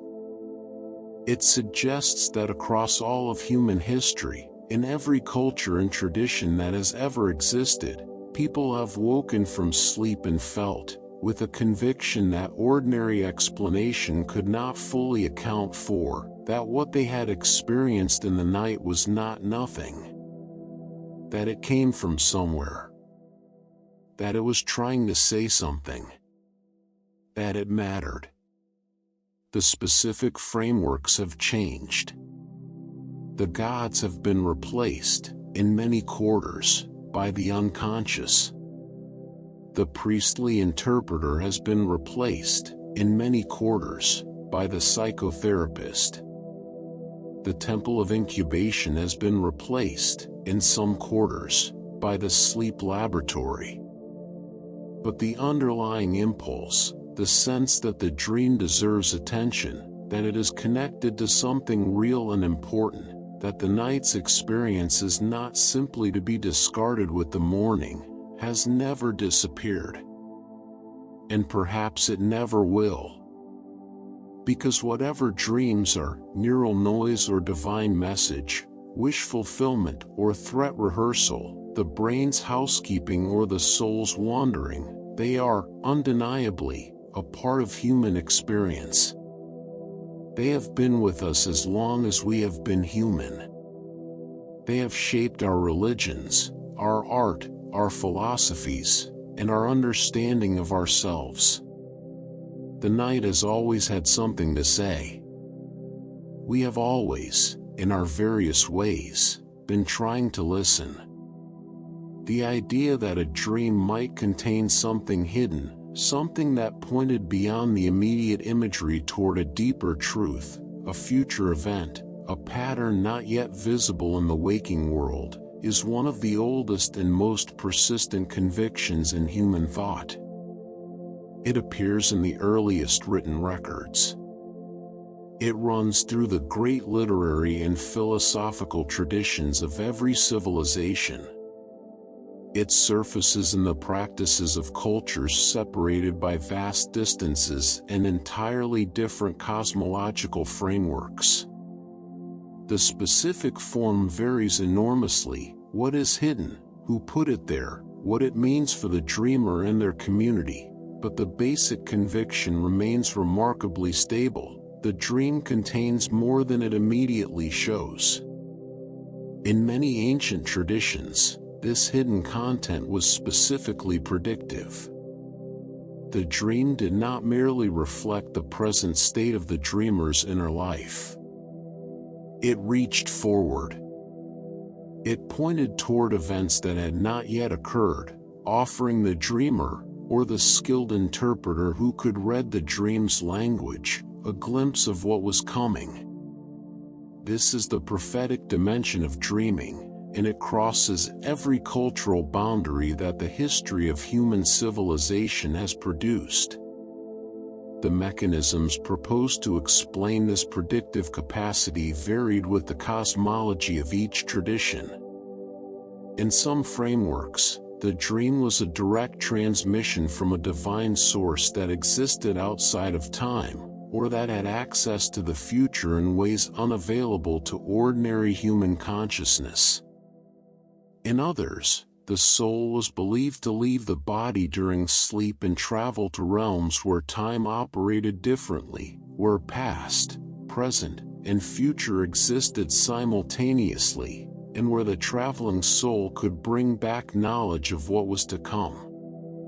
In still others, the dream was understood as the operation of a subtle faculty of perception, one that could register patterns and signals in the fabric of reality that the waking mind, too engaged with immediate practical concerns, was not sensitive enough to detect.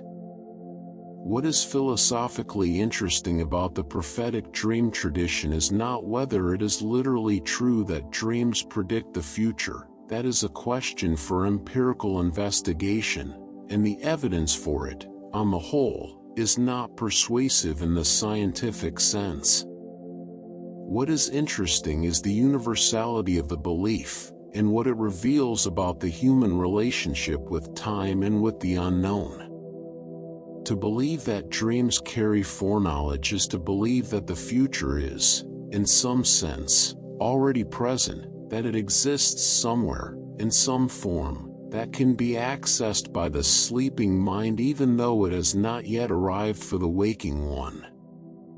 This belief encodes a particular understanding of time, of causality, and of the relationship between human consciousness and the larger structure of reality.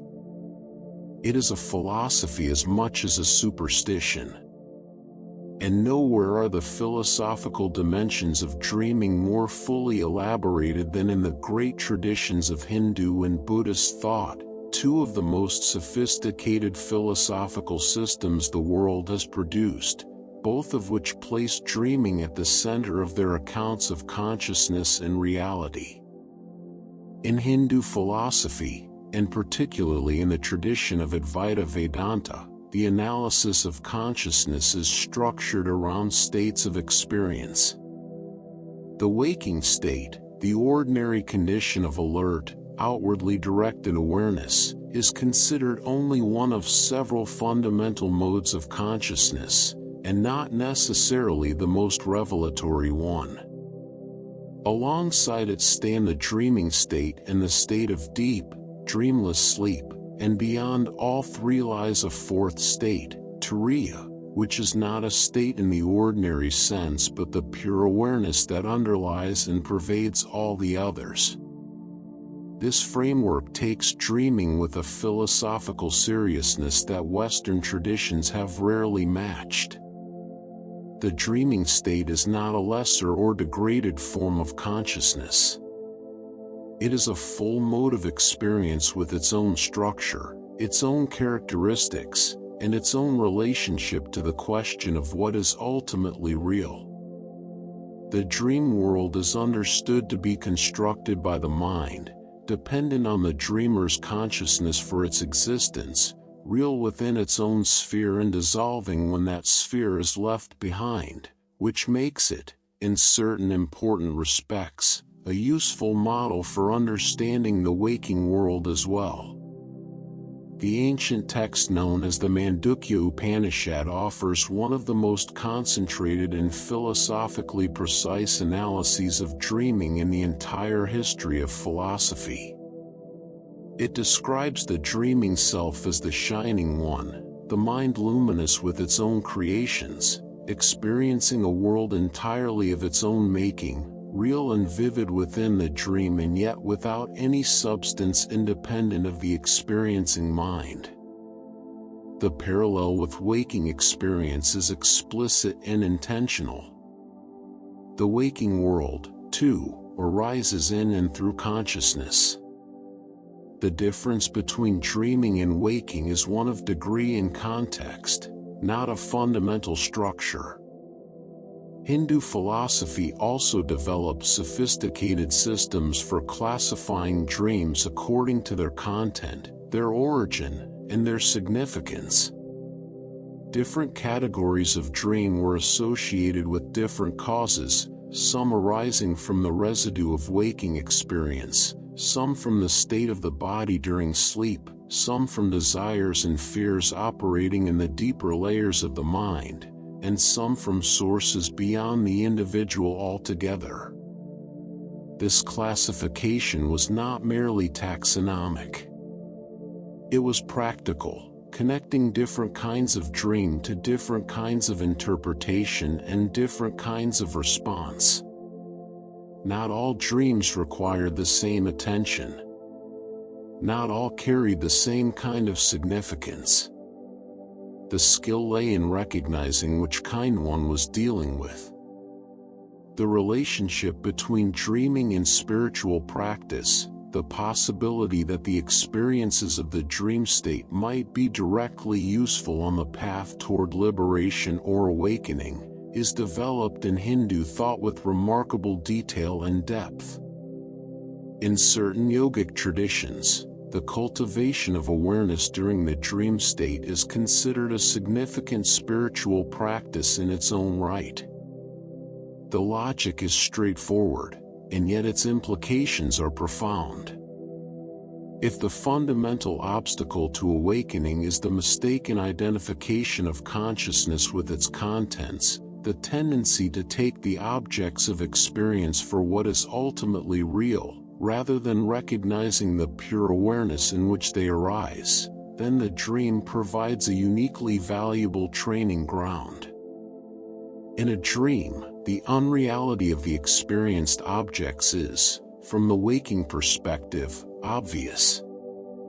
The figures, the places, the events of the dream are clearly not independently real. They exist only as contents of consciousness.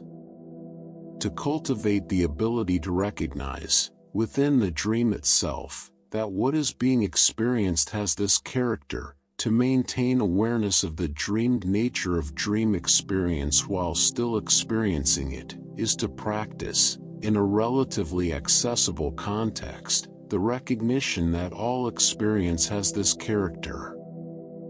The dream becomes a laboratory for a form of insight that, if extended and deepened, can transform the dreamer's relationship to waking experience as well. This is the meeting point of what we ordinarily call lucid dreaming and what the Indian philosophical traditions call dream yoga, though the two are not identical. Lucid dreaming, as it is generally understood in Western contexts, is primarily about the experience of knowing you are dreaming and the possibilities for conscious engagement with the dream that this knowledge opens up. Dream yoga, in the Tibetan Buddhist tradition and in related Hindu practices, is more specifically oriented toward the recognition of the nature of mind, toward using the lucid dream state not simply for exploration or control, but as a direct vehicle for insight into the structure of consciousness itself. In Tibetan Buddhism, the practice of dream yoga is one of a set of advanced contemplative techniques known as the 6 yogas of Naropa. These practices are understood not as relaxation techniques or methods for self-improvement in the ordinary sense, but as direct paths toward the recognition of the nature of reality, toward what the tradition calls the clear light of awareness, the fundamental luminosity of mind that underlies all experience, including the experience of sleep. The dreaming state, in this framework, is understood to offer a distinctive opportunity precisely because the ordinary solidity of waking experience, the convincing heaviness of the physical world, the habitual patterns of thought and perception that make the waking world feel fixed and independent, is loosened. In the dream, things are more obviously fluid, more obviously mind-dependent, more easily seen through. A practitioner who can maintain awareness through the transition from waking to dreaming, and who can work with the dream state in the way the tradition prescribes, may be able to access a quality of recognition that is much harder to achieve while the ordinary waking mind is in full operation. The tradition also connects practice in the dream state with practice in the dying process, suggesting that the skills cultivated in navigating the transitions of sleep and dreaming may be directly relevant to navigating the much larger transition at the end of life. This connection gives dream practice an existential weight that goes far beyond anything in the Western psychological tradition. Dreaming is not just interesting. It is, in this framework, one of the most important things a practitioner can work with. From these ancient and profound philosophical traditions, we turn now to the broader cultural landscape, to the ways in which dreaming has left its mark not just on philosophy and religion, but on the entire fabric of human creative and intellectual life. Literature, across every tradition that has produced it, has returned to the dream as a structural and thematic resource with a consistency that speaks to something deep. The dream as a literary device is ancient, used by Homer, by Virgil, by the writers of the Hebrew Scriptures, by Chaucer and Dante and Shakespeare and countless others across the full breadth of the Western tradition.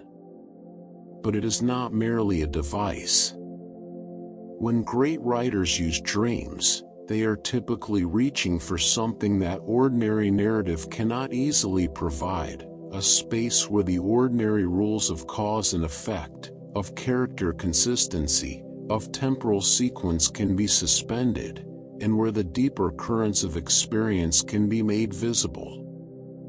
The dream sequence in literature is often the place where what cannot be said directly is said obliquely, where the emotional truth that the surface narrative has been managing and controlling suddenly surfaces in undisguised form. It is the place where the dead return, where the impossible becomes momentarily possible, where the self encounters what it has been avoiding. The dream in literature does what dreams do in life. It provides access to a register of experience that ordinary waking consciousness keeps at a distance. The visual arts have drawn on the logic of dreams with equal intensity. The tradition of depicting impossible, uncanny, or psychologically charged spaces that operate by the rules of the dream rather than the rules of the waking world, runs from the visionary work of Hieronymus Bosch through the Romantic tradition to the Surrealists of the 20th century, for whom the dream was not merely an inspiration but a method. The Surrealists, André Breton, Salvador Dali, René Magritte, Max Ernst, and their contemporaries, made dreaming central to their entire artistic and philosophical project. They believed that the dream state accessed a dimension of the mind, the surreal, in their terminology, the more than real, that was more authentic, more liberating, and more truthful than anything available to the rational waking mind. They developed techniques for bypassing rational control, automatic writing, deliberate cultivation of hypnagogic states, systematic exploration of dream imagery, in order to access this deeper level. The resulting work has a quality that is immediately recognizable and difficult to fully explain, the quality of the dream made visible, with all its internal logic intact, and all its familiar strangeness fully present. Magritte's paintings, in particular, embody the philosophical dimensions of dreaming with unusual precision. The man in the bowler hat whose face is concealed by a floating apple. The room that is simultaneously inside and outside. The mirror that reflects what is behind the viewer rather than what is in front of them. These images are not merely strange or decorative. They are, in a very exact sense, philosophical. They embody questions about the relationship between appearance and reality, between the seen and the hidden, between the self and the world, that are the same questions the philosophy of dreams has always been asking. Dreams have also served, across literary history, as wells of creativity in a more direct and personal sense, the source from which individual writers, artists, and thinkers have drawn specific images, narratives, and insights that they then elaborated in waking work. Mary Shelley described the vision that gave rise to Frankenstein as arriving in a hypnagogic state between sleeping and waking. Robert Louis Stevenson credited dreams with providing the central premise of Strange Case of Dr. Jekyll and Mr. Hyde, reportedly dreaming the scene of transformation that lies at the heart of the story. Samuel Taylor Coleridge's account of Kubla Khan, the poem that arrived complete from a dream and was interrupted before it could be fully transcribed, is one of the most famous stories in literary history, whatever its degree of literal accuracy. The relationship between the dreaming mind and creative work is not mysterious, given what we understand about how the dream state operates. The loosening of categorical boundaries, the free association of images and ideas, the removal of the internal critic that in waking life filters out the unconventional and the unlikely, all of these create conditions that are highly favorable to the arrival of things that the deliberately working mind would not have produced. The dream is not always a better thinker than the waking mind. But it is a different one. And the difference is sometimes exactly what creative work requires. Research into the content of dreams has also revealed patterns that vary in interesting ways across different populations, and among the most studied of these variations are differences associated with gender. Studies have consistently found that men and women tend to report somewhat different dream content, on average, across many different cultural contexts. Men's dreams have tended to show higher rates of physical aggression in outdoor settings, while women's dreams have tended to show more social interaction, indoor settings, and emotional complexity. These are statistical tendencies rather than universal rules, and they are shaped by cultural context as well as any underlying biological factors. But they suggest that the dream, for all its universality, is also inflected by the particular experience of the dreamer, by the social world they inhabit, the roles they occupy, the forms of experience that are most available to them. This is consistent with the continuity theory. If dreams reflect waking life, then differences in waking life will produce differences in dream content. The dream is universal in its existence and in certain of its deepest themes, but personal in its specific texture and detail. And this brings us to the final thought that this section of our journey together wants to offer.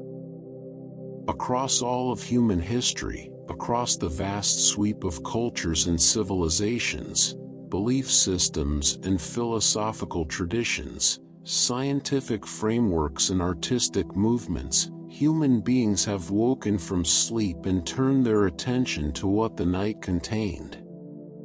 They have interpreted, recorded, discussed, painted, written about, built temples for, developed practices around, and argued over their dreams with a persistence that nothing else in human experience quite matches. This universal attention is itself a kind of evidence. Not evidence for any particular theory of what dreams are or what they mean, but evidence that something is there, that the sleeping mind's productions are not simply noise, not simply irrelevant, not simply to be dismissed and forgotten. Every tradition that has examined the question, from every angle and in every context, has arrived at the same basic conclusion: the dream matters. What it means that it matters, what it is, where it comes from, what it can give us, remains open. Perhaps it will always remain open. Perhaps the dream is one of those phenomena that resists complete explanation, not because we have not yet found the right framework, but because its nature is genuinely irreducible to any single framework. Perhaps it requires philosophy and neuroscience and psychology and art and contemplative practice and personal reflection all at once, working together, to even begin to approach what it actually is. Humanity has always searched for meaning in the dark. It always will. And the search itself, the turning toward the night with attention and curiosity and the quiet conviction that something is there, may be as important as anything it finds.